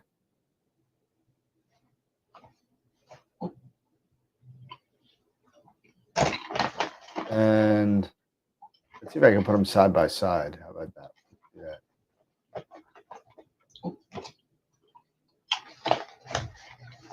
And there's one, and there's two. All right, there you go. There's the two different photos. Yeah, you can definitely see on the darker here. Yep. Darker all over here. Yep. I think you might have lost a little bit of nebula over here by making it. You know what I mean? I don't think it was, but it does look a little better. I think it's not as. Yeah. It makes the reds here darker to me.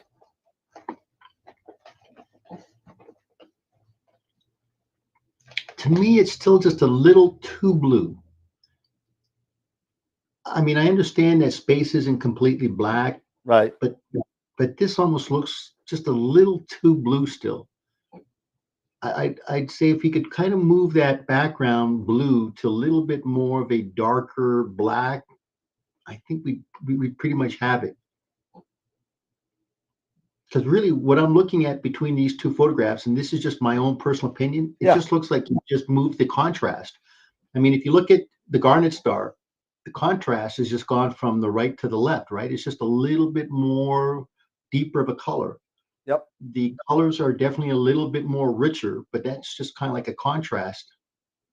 But the blue is just gotten darker. But once again, it's still, and once again, it's just my honest opinion. It's just too blue for being deep space. It might just be in the curves on the blue.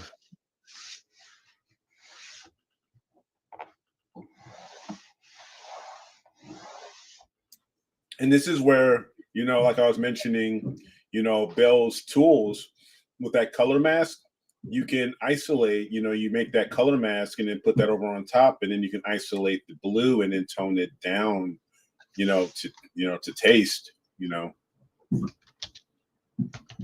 So, and again, all of these are just suggestions. I mean, it's always up to, you as the processor, what you like.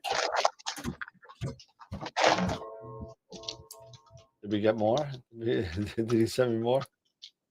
No. 1. No, I haven't completely switched to PI. It's been part of my workflow that I've actually have added it in a lot more. I still do all my integration and my background calibrations and noise pollution. I pull that out of or light pollution rather. I do that in AstroPixel processor. And then I keep it. Then I play around with a little bit of stretching just to see how it might look, but I don't keep the stretch. I will leave it unstretched, and then I'll move it over into Pixinsight to do the stretching and the other additions and stuff like that. Go out, Pat? Yeah. I had to let the dog out. All right. Who's that, Robin? Yeah. Yeah, talking to one of the puppies. One of the puppies is in trouble. Ben, can you see my Orion 2022? I haven't seen the M81 yet, Billy. Let me take a look and see. And Josh, let me see your Orion 2022. I thought that was an old one, so give me a second on that. Orion 2022. Here we go. I thought we did this one. Maybe not. Okay, that. Oh, this was one of the pictures of the week, I think. I remember, right? Here we go.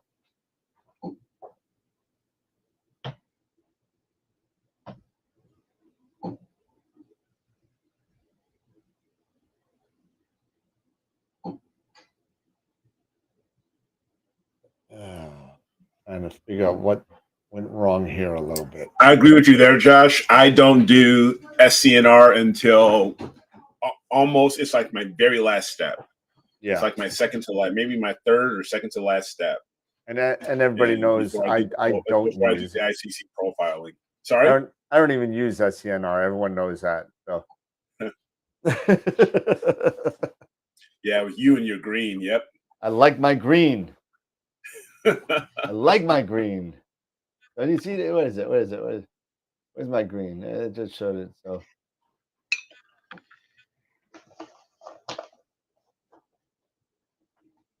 oh my god, too many pictures. Oh, now it's not green anymore. But all right. Hey Cinto, how are you? Here we go. So here is Josh's 2022. It's I don't even know. Something went wrong here to me. It looks like it was an HDR out, kind of. It's just like too much. It looks overcooked. It just looks really overcooked. Either with noise reduction, HDR. I think it looks like an HDR thing to me. I could be wrong.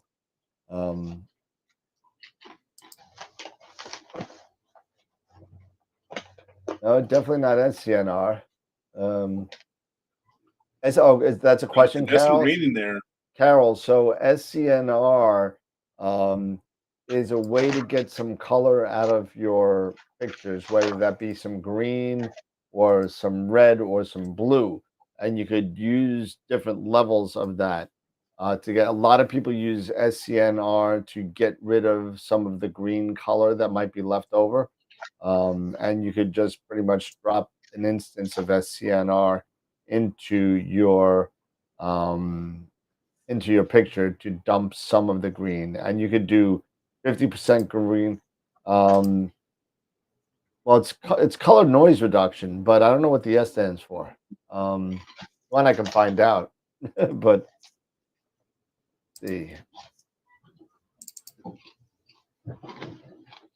let's see. SCNR Islander game or Islanders losing. Oh, look at that, Dan.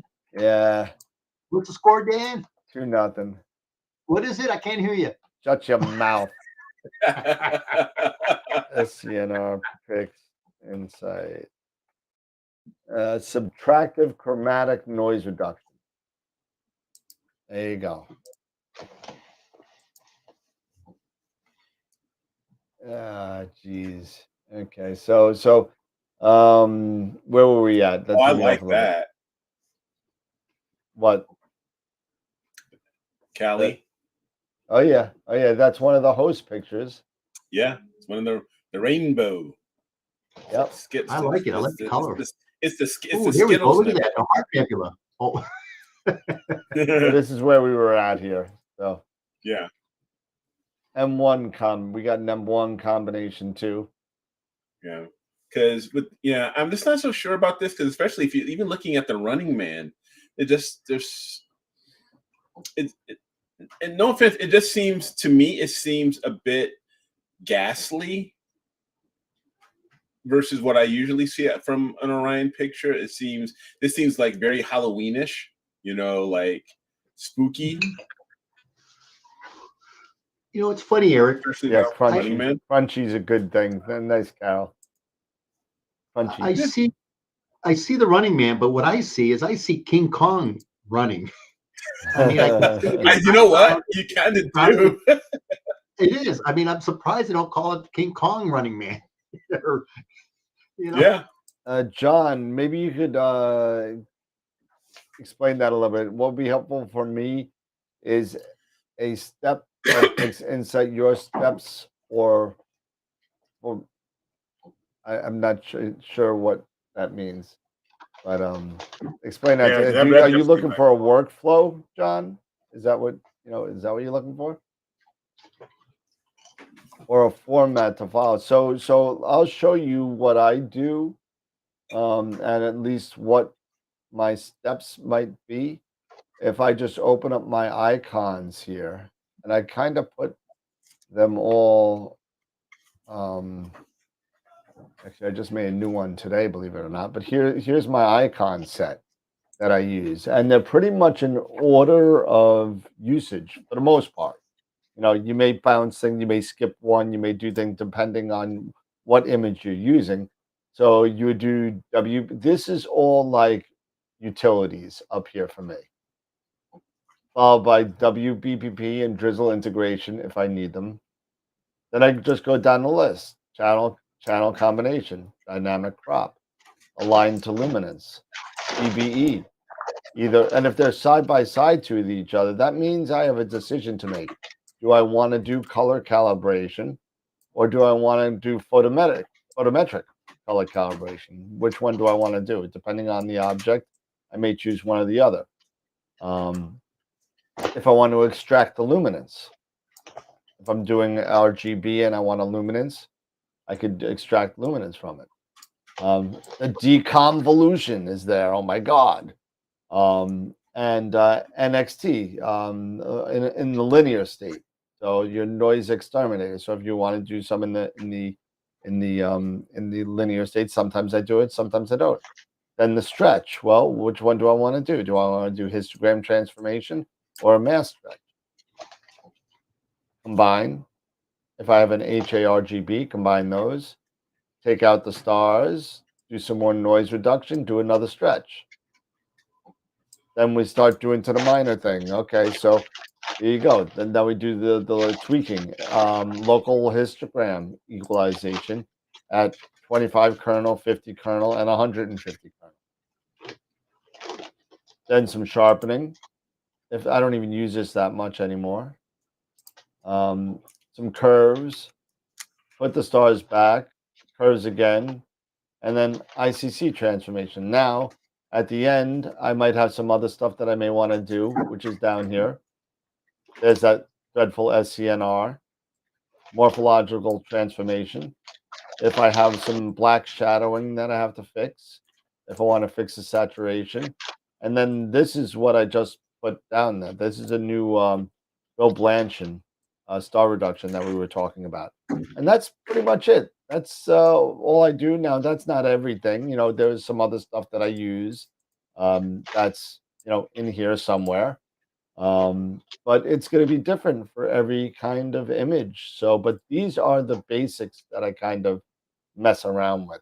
So, and if anybody wants these process icons, that's fine. I could just email them to you and you could use that and mess around with them. And, you know, but the good thing is that most of these default settings are set up in a way that I like them. I got most of these through lessons that I've taken from Ron or Sean, you know, and it's a combination of pretty much everything. So if you want them, let me know. I have no problem sharing them.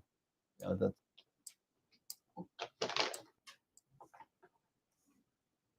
bye, Charity. Have a good weekend. Dylan, yeah, just email me and just say, if anybody wants to just email me, I'll respond with the icon set.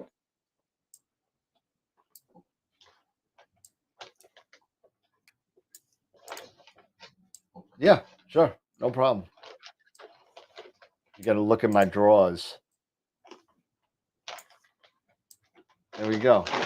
And Scott never came back. I hope maybe he's imaging. Hopefully. Love to see some stuff. Hey, I'm trying. Saying. I'm trying to, you know. And what am I doing? Well, I wish I could, but it's 23 degrees here last night. It'll be 22 degrees here tonight. Ah, come on. I ain't been out there, that's for sure. The Islanders are going to get shut out. This is not good. So we got one more critique, it looks like, that got placed. Okay, let's take a look at that. We'll call that one, if that's it, we'll call that the last one, and then we'll do, I don't see another one. Well, we got a combination crab that I skipped over that I think that's the one that we were talking about. I'll download that real quick.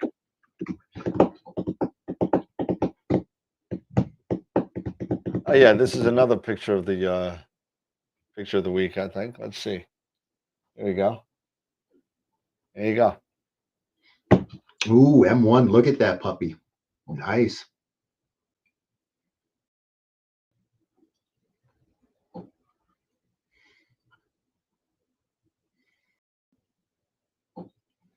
Pretty cool to me.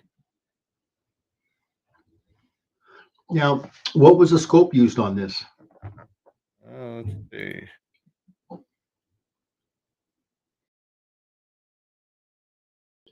God, interesting. Look at the delicate, intricate lacing on those dentrals. I mean, isn't that amazing? Yep. Imagery there's a combination of SHO and HSO with the 127 carbon fiber. That's an interesting take. Wow, for a 127, that's pretty good. What's that? 127. What's that? Is that an F7? F7 952 millimeter. I think it's 7.5. Really? I think. Yeah, that's a pretty good image for you don't want to zoom in because you lose a little bit of the resolution. Yep. But right there, Dan, that's pretty good for 950 millimeter. Yep. No, I don't know if he's using a reducer or not, but that's what it 127 is native. It's 294 mm at bin 2. Oh, okay, so he did 2x2 binning then. Yep. No reducer. Yeah. So what's That's the nice. pixel size of that camera, the 294? 3.76, I think. 3.76. And what's the vocal length? 952. 952 times 3.76 equals divided by binning it. 952. Yep. Is that 952? Yep. So we're looking at 0.8 arc seconds per pixel. So he's right there within the sweet spot. Sorry, it's 3.65 for the 294. He just told me. I thought it was 3.6. Okay, so he'll be up around about 0.085. So that's still the sweet spot. Still, yeah. Yep. I mean, seriously, look at the delicate nature of all those dentrals. I mean, that's got some good data in here. Oh man, I'm sorry. I must be mixing up cameras.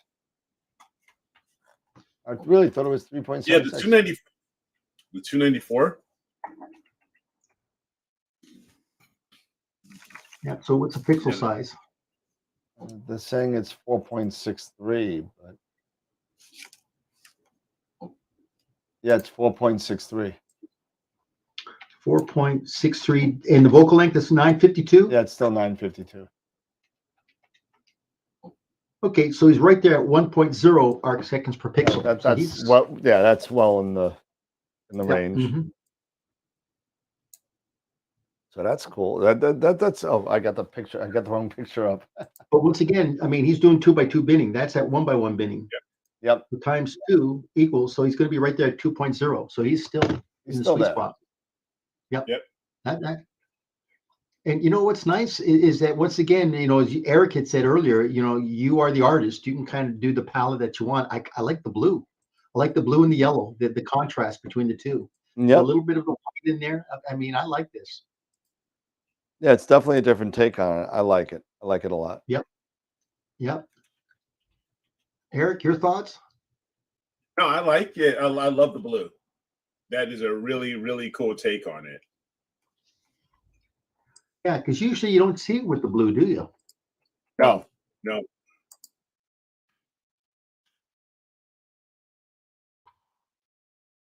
And what's nice is look at the stars. We got blue and yellow stars that, on a color wheel, those are the opposite colors, right? But that on a color wheel, blue and yellow are opposite each other. So it's that contrast. Yep. Just like, red and green are kind of opposite each other. Yes, exactly. Yep. As an artist, I like that. Yep. You have more? Somebody's saying they got more. So someone had a question here. Dylan, you had a question.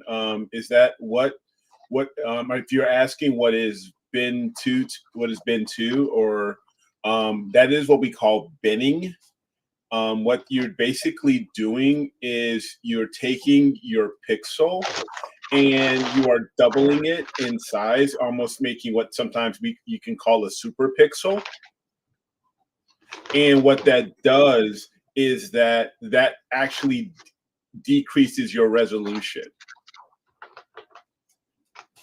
Yeah, it decreases your resolution, but you're able to do just like Increase the sensitivity. Yeah, just like it's Yes, 2 by thank you. 2 or 3 by 3. by So now you're 3. grouping 9 pixels.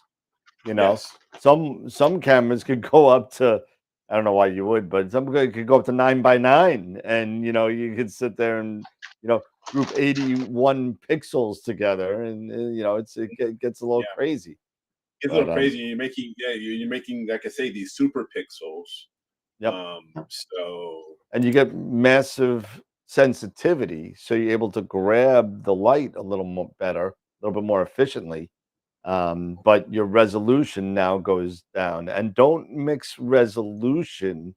See, when I was a wee baby astrophotographer, when I thought you were talking about resolution, I thought you were losing image scale. You don't lose the image scale. You're just losing the resolution of the camera. Just because your camera is this big and fits all those pixels, just because you're grouping the pixels together doesn't your chip is still this big. So you're not losing image scale. Just to kind of answer Carol's question, it really is dependent. Binning's really dependent upon your scene conditions. Yeah. And how do people determine what their scene conditions is? Well, we express scene conditions as arc seconds, right? So some 6 to 8 times a year, you get beautiful scene conditions where you're not going to exceed 2 arc seconds, right? It's beautiful still. The star is not scintillating, right? Meaning scintillating means is you ever notice a star that has a tendency to kind of move around a central point? That tells you that the upper atmosphere, there's a lot of turbulence. So how do you make sure that you're going to capture that star if you're only using 1 by 1 binning, right? That's 2 pixels. So if that star is scintillating and it's covering maybe 4 pixels, you have to do 2 by 2 binning. So that's kind of related to the scene condition. So what I would recommend is as a rule of thumb, 1 by 1 or 2 by 2 binning up to say 2 arc seconds of scene. Between 2 and 3 arc seconds, then do 2 by 2 binning. 3 to 4 arc seconds of scene, then do 3 by 3 binning. 4 to 5 arc seconds, do 4 by 4 binning. And if you've got really, really a lot of turbulence where that star is moving and you've got 5 arc seconds of scene, you don't want to image. You just want to visual. No, just start drinking whiskey and go to bed. I mean, binning. I think there was a question, and correct me if I'm wrong. Binning, to me, there was a question out there about binning and well capacity, whether it increases it or not. And to my understanding, binning does not, and correct me if I'm wrong, Pete, does not, because you think about it, each pixel, the way full well capacity does is think of a pixel as a well. It's just a water well. Just imagine it as a water well. And you could only fit so much water in that well, water being the electrons you're gathering from the photons, right? So there's only so much water you can fit in that well. And once that water overflows, that's where you get the issue of bloated stars and things spilling over. Water spills over, electrons spill over to other pixels. Now, just because you're grouping those pixels together, that well doesn't change. It doesn't change. So now, please correct me if I might be saying it incorrectly, but if I'm saying it right, let me know, because I think that's my understanding of it. You're right, Dan, because once again, that's the physical capacity of the camera. You got it right. And if you remember, Dan, in the old CC days, the CCD camera days, remember that you got bloom, right? Because when that got oversaturated, it went to the next well, and you got that two spikes, got the spikes. Right? Yeah. So you're absolutely right. It has nothing to that. So Yeah, Once again, these youngins don't even know what you're talking about. Blooming? What's a bloom? once again, it looks like there's a question there about, sky quality meter. No, the sky quality meter is just going to tell you what the darkness is, what Correct. your NPES or something like that. That's what that is. What you can do is, as case in point, for all of us that used to use, say, like backyard EOS. And do you remember you had the choice to be able to use your full well half maximum or your half flux diameter. So that would give you an idea that when you basically wanted to focus on a star, as you start to increase or decrease focus, you're going to see that star getting smaller and smaller. And as it gets very, very small, the tightness it is, you'll look at your full width half maximum. That's going to give you an idea about what your scene conditions are. So in other words, when you get it down to the lowest point you can get, let's say it's 2.1, that's going to tell you that that's going to be what your scene conditions are. And so typically then when I'm at 2.1, I can still use 1x1 binning or 2x2 binning. If I get to be where I try to focus and I'm at, say, 3.5, case in point, people who are in the Rocky Mountains that are trying to image, they can't get less than, say, 3. They're going to be around about 3.5. Then I would recommend that they do 2x2 binning, because that star is going to move from a central point. And remember, the central point is the intensity of the centroid of the star. So that star is going to kind of move around. So you want to be able to have 4 pixels to be able to make sure you get that star to cover those 4 pixels to get that incoming signal. Yep. There you go. Now, Dan brings up a good question we should talk. There's hardware binning and software binning. Mm-hmm. Everybody kind of talks about, well, which is better? Well, it's kind of like half a dozen of one and 6 of the other. And I gotta be honest with you, and maybe my pictures would be better if I did. I've never binned, ever. No. Not one. Even in New York, I've never binned. Yeah. And remember, Dan, with monochrome cameras, they always said that you want to use 1x1 binning for luminance and then use 2x2 binning for the color. filters. Right. For the color. And then do the difference, to a degree it makes sense because you don't have to take as long of an exposure, right, at 2x2 binning. But you're right. I mean, how many people can think of all this stuff that, okay, wait a minute, I got to do this, and this. And then at the last second, oh, wait a minute, my RGB, I got to do 2x2. And then worry about that in post-processing. Right. Yeah, I agree with you. Just keep it at 1x1 if you can. You're off to the races. I've never binned at all. The only time I've ever used binning was for my freaking focus routine. That's it. That's it. I mean, I use binning. It depends on your scope and your camera. It does. Does. Yeah. So, like for my Schmitz here, because there's such a long focal length, and I have to do 2x2 binning here with the Schmitz versus with my F5 refractor, which I would do 1x1. I have to because I need to get that pixel. I need to get that pixel size a little higher with my Schmitz versus my refractors. Because ideally with a Schmidt, especially here, ideally I would love to have maybe a 9 megapixel, something at like at 9 megapixels versus what I've got here on the refractors. It's like a 2.4 on the 2600. I think it's like 2. You mean micron, right? Not megapixels. I'm sorry, microns. Thank you. Okay, microns. you were confusing me for a second. Sorry, I was sorry. I meant right. microns, not pixels, microns. So you want to have a higher number. You want to have a larger. Usually you want to have a larger sensor, right? When you're doing with a Schmidt Cassegrain, you want to have a much larger sensor. But sometimes you can't. And manufacturers, they don't usually, especially CMOS cameras like ZWO, they don't manufacture, those cameras, especially, the cooled cameras with those larger sensors. So what I have to do is I have to bend. I've got to do either 2x2. Sometimes I've even done 3x3. Yeah. You know, It's funny, Eric. because of that. What you were saying is that I get these calls from people that want to get a CDK14. Well, we're talking about a 2500 millimeter focal length. And then they say, well, I want to go ahead and get maybe like a 3.6 megapixel camera. And I go say, have you done your image scale calculations? Mm-hmm. You know, what is it that you're targeting? If you're targeting planets, you're going to be okay. But are you doing DSOs? Well, yeah, I want to do DSOs. Well, you've got the inappropriate pixel size for that. I need to get a focal length Teledyne phone. now. So Yeah. I mean, you've only got really two choices, either the Teledyne cameras or the Moravian cameras Moravian, at yeah. 9 point microns by 9.9 microns.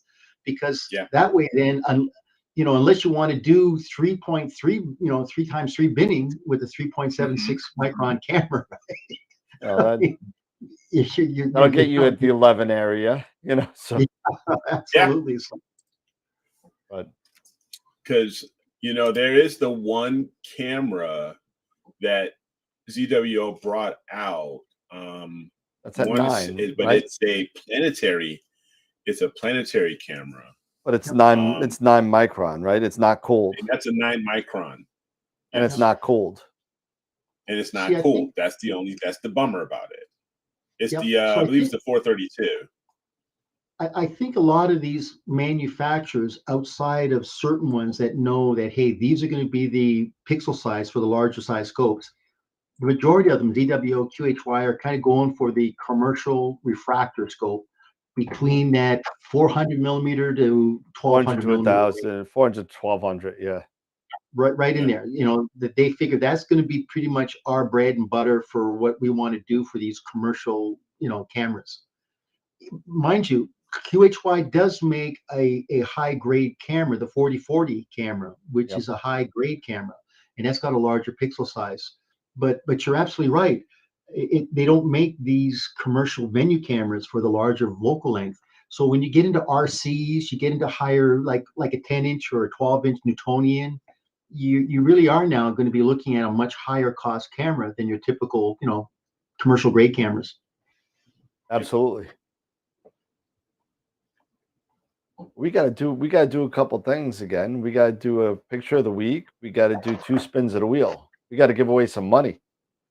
Whoa. Gotta give away some money now. So why don't we do picture of the week first, and let's see because we got some votes that came in while we were on the show.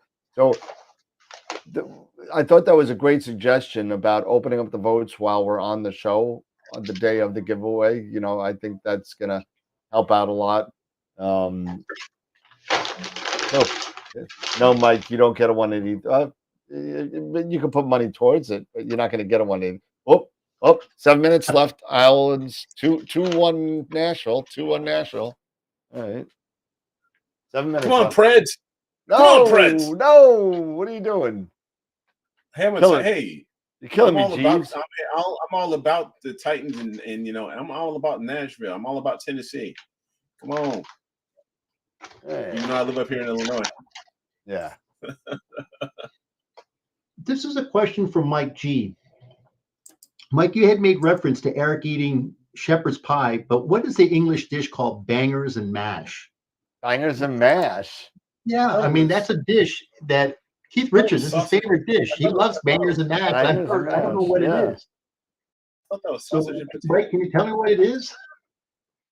So yeah, it's like I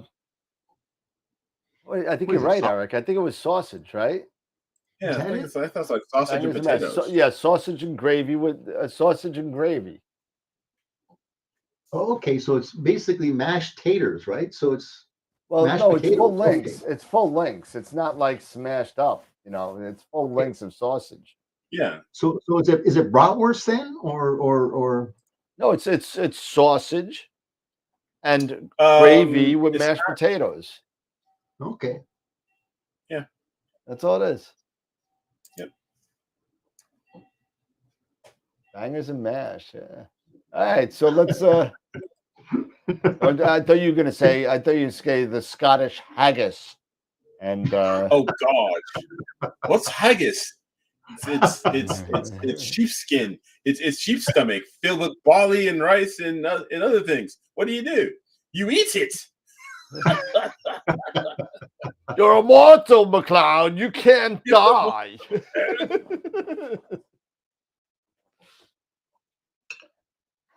And like a walk with a knife through a gunfight.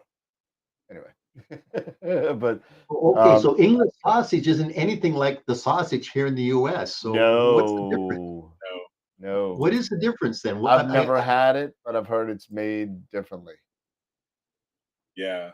I've never. I don't think I haven't had it myself personally. So this is another question. I'm going to reach out to Scott Niagara. Being that he's Canadian, he'll know this question. Female bacon is completely different than what bacon strips, right? Female bacon is a Canadian thing. Female, they call it female bacon. I mean, it is absolutely delicious. If you've never had it, oh my God, it's just delicious. But it's a Canadian thing. Well, I didn't have any what you call it? Any what did they call it? Poutine. I didn't have any poutine. I couldn't try it. I wasn't. Yeah, it's just something that's not in my I don't know. It's kind of like in the same room as ketchup potato chips, I guess. Sorry, Sean. but let's go to the pictures of the week overview here real quick. And here's the pictures of the week current entries. So current entries are John Frank, looks like Navi and Navi and the Ghost of Cassiopeia area. The Ghost. I see 59 and 63. Okay, and then we got The Crescent by John again. Looks like a floating brain, doesn't it? It does. And then you got Jellyfish. I think it's IC443, if I remember right. Yeah, 443. Yep, 443. That is by AZ4Runner. And then The Soul, Ernie Jacobs. Oh, the infant. That's the embryo nebula. That's the infant nebula. The Stampeding Buffalo Nebula. Oh, yeah. There you go, too. There it is there, too. There's the mouth. There's the eye. There's the body and the feet. I can see that. And the M42. This is one we just saw from Josh. Yeah. And then the crab, Dave Schaefer. And that's the last one. We got 22 votes in. Right? Wow, so, look at that. Look at the color on that. That's the other one. This is before the other addition to it. Same picture, just different edition. That really is artistic. Let's see. All polls. Image of the week ends December 2nd. And here are the results.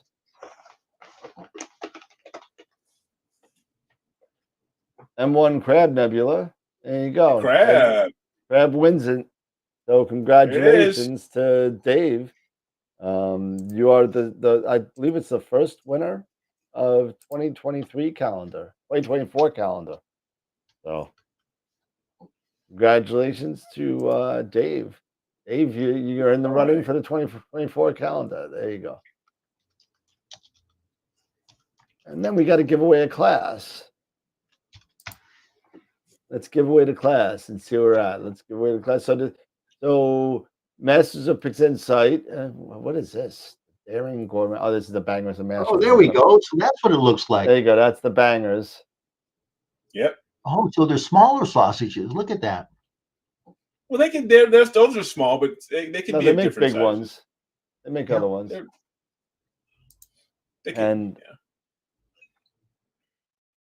But when you go to Masters of Pixinsight, you can go there and you can find out when the next workshop is. And the next workshop is in 4 days. Photons to Photos 10. And you can go in and find out what it's all about and all their other workshops. So this is for a free workshop. If you want Photons to Photos 10, you can get that. Or if you don't want that, you can get another one. So just tell Pete which is which. And we have 110 entries here. So you have a 1 in 110 chance of winning. So here we go. No whammies, no whammies. Dylan, no. Keith Wankowitz.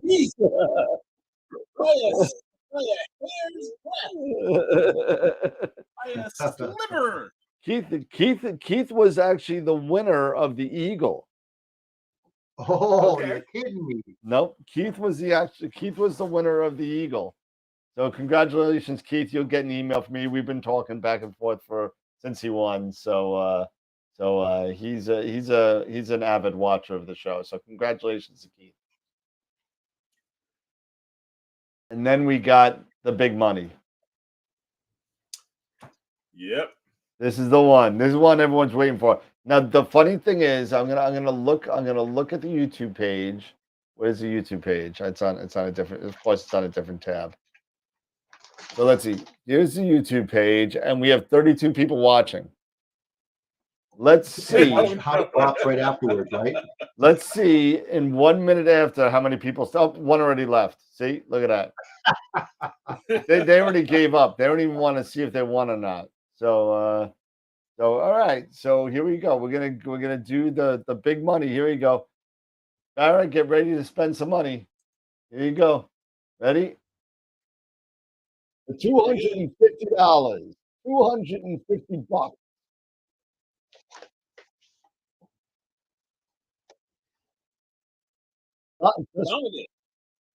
Just Dominic. Okay, so Dominic won. I'm gonna have to look up and see who Dominic got his last name is, because I'm sure it's in the I'm sure I got his email. So congratulations to Dominic.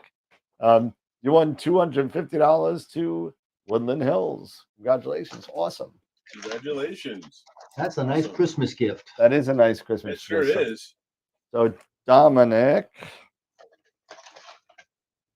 250 to Woodland Hills, and it was Keith for MOP. Beautiful. And I'll get an email out to everybody tonight, and congratulations to the winners. All right. And we somehow we gained a watcher, so we're back at 32. Ooh, nobody did. Oh, look at that. Nobody left yet. Well, I'm going to ask the viewer membership a question. What questions do you have? Please reach out to us, put it in writing, send it to us. We've still got time. What would you like us to answer for you? And that's a really good segue to something. And I'm going to read part of an email that I just got this evening. And just so this is from a winner at AstroWorld that sent me an email. Now I'm not going to be able to find it. Francisco was his name. Dr. Francisco there. Oh no, what happened? Am I in the wrong thing?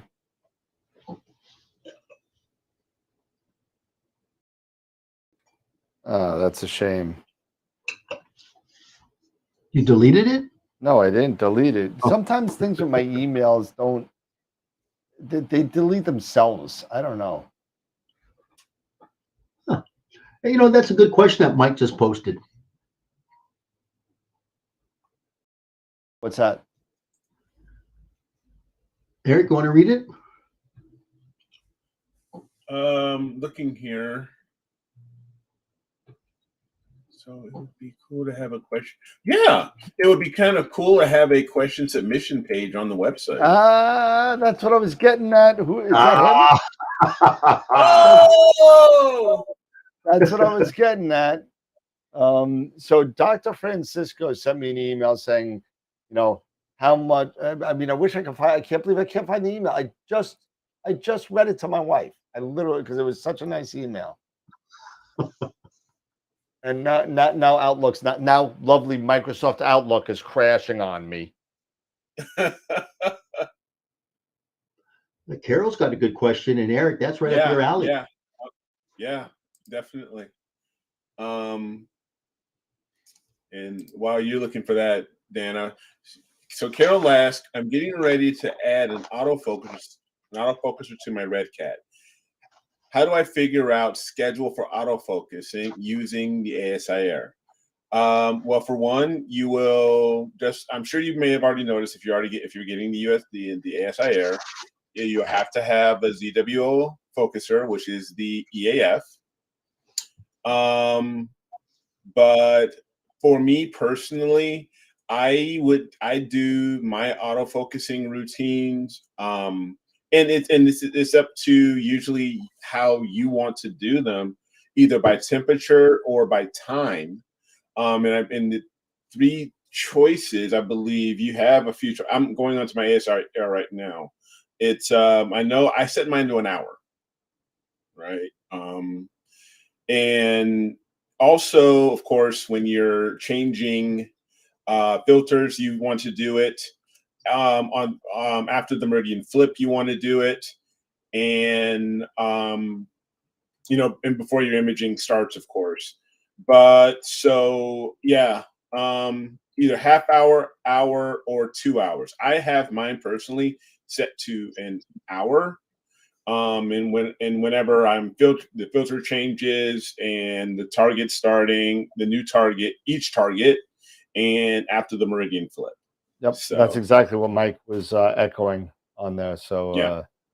But I found the email. Okay. So it says, "Hello, Dan. This is from Dr. Francisco. He won a Masters of Pixinsight class a couple of weeks ago. I'm a loyal fan of your show on YouTube, and sometimes I don't get a chance to watch it, but I can download it and watch it later or listen on the way into work while I'm driving. I live in Sinaloa, Mexico, and sadly, this beautiful hobby is not so present in my country. There aren't many astrophotographers here, mainly because it's not a cheap hobby, and all the equipment and stuff related has to be imported. So it is for this reason that I consider all the information that you provide to the amateur astrophotographers of the world very valuable and very important. It's just great. Thank you so much for your effort and the time you invest on it. However, my comment is the following. Would it be possible to make a YouTube show only with questions submitted by the public so that you experts answer them and provide us with the possible solutions or doubts? That is, collect the questions during the week and dedicate a show to only read and answer them. So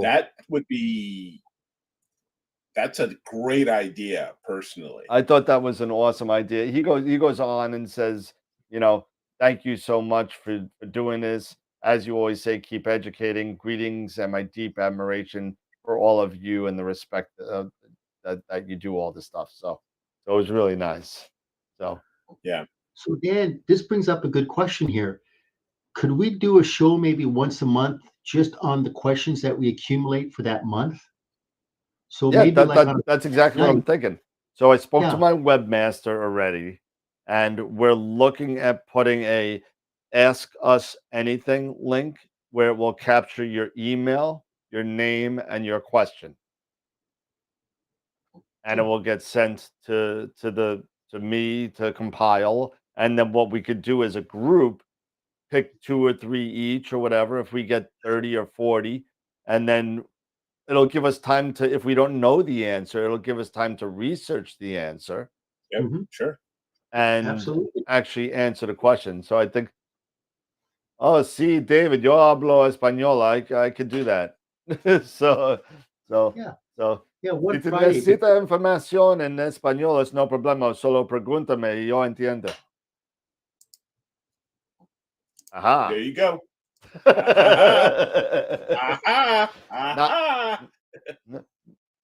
No problema. Yo estoy un gringo, pero yo entiendo. I'll get that.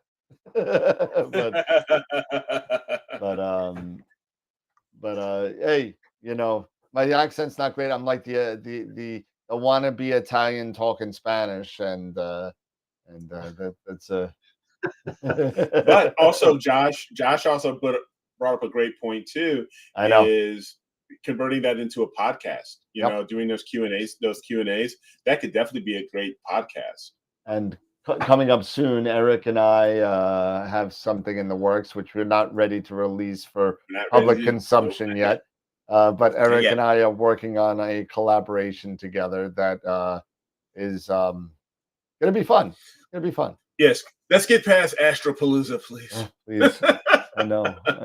Let's just get past Astropalooza, then we can really. Then I can breathe. Yes, and then we can focus. We can put more effort into that project. Was there a show on Wednesday? Yes, there was a show on Wednesday. Absolutely. So just in case. Thanks, George. What did he say? Pole dancing with Eric and Dan. I'll be in my Speedo. Oh God. Oh man. That being said, we do have a lot of stuff going in the works. Podcast being one of them, amongst other things. It's just a you know how it is. We all have lives. We all have things we got to do, and Dave's throwing up in the background.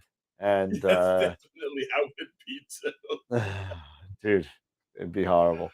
But oh my gosh, it's just a matter of getting the time to do it. Really, it's script it, get it done, and get it out. It's not. I wish we could do this. Hey, if everybody joined Patreon and with us, maybe we could do this as our job. But until that time happens, that's not, we need thousands of Patreon subscribers to be there, and right now we're at 27. So 27 on Patreon, I think another 13 or so on YouTube, so we're at about 40. So that being said, we need to multiply that by at least 1,000. 27,000 Patreon members. I said no. I said yeah. What was that? I said we need to multiply by at least 1,000. That would be If we could get 1,000, that'd be good. So yeah, that would be good. But we would love. I would love to do this as a full-time job. This would be great. I would love to do it. To do all the stuff. Dan and his banana hammock. Oh God. Okay, I'm done. Okay. I'm done. Hey, hit the button, Dan. Hit the button. Hit the button.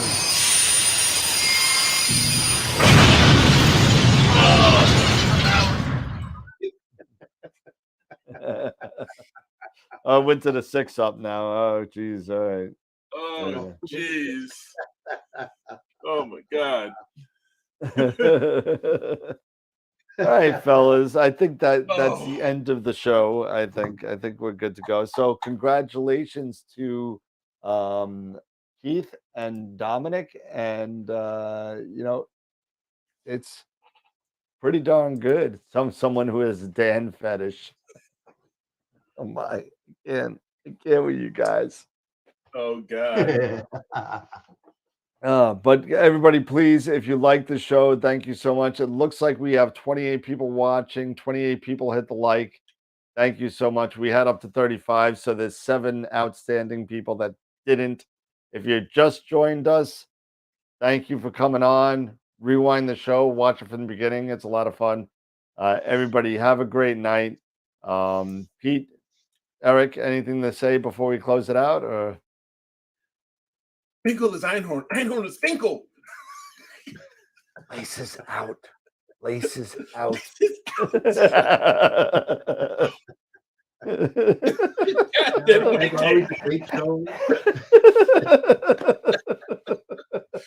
Oh man. And I'm just going to say one thing. Go Preds. My goodness. Go Nashville. Wait a minute. But hold on, Pete. I got to tell you something. Hold on. Got to get you out of here. Where are you? I'm trying to cut you off. Hey, you want me to sign out? I'll sign out. No. But seriously, thank you everybody. Really, thank you everybody all the support. If you like what we're doing here, if you like this banter, I don't know what, but if you like it and all that other fun stuff, Why don't would you like forget this? to- Why would you spend a Friday night with us? I don't understand Exactly. it. But Don't forget to subscribe, join, subscribe, share the please. show, all of that great stuff. And hit that like button. Yeah. Smash that like button. No, Smash that Really. button. just Smash it. click. Just click. Don't smash anything. And share. Share to public. Share with your friends. Hoorah! Go Navy. That's right. That's funny. But thank you. Thank you all. Have a great weekend. Have a great weekend. Absolutely. Absolutely.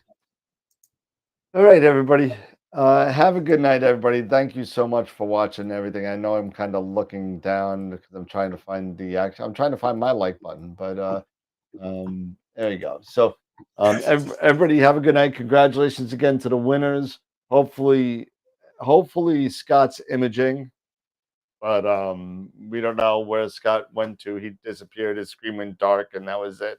But thank you, everybody, for hanging out with us. Remember, as always, remember to keep imaging, keep educating, and clear skies. And we'll see you Wednesday. Yeah, Wednesday with Jeff Dickerman. Wednesday with Jeff Dickerman. All right. So come and join us. Have a good night, everybody.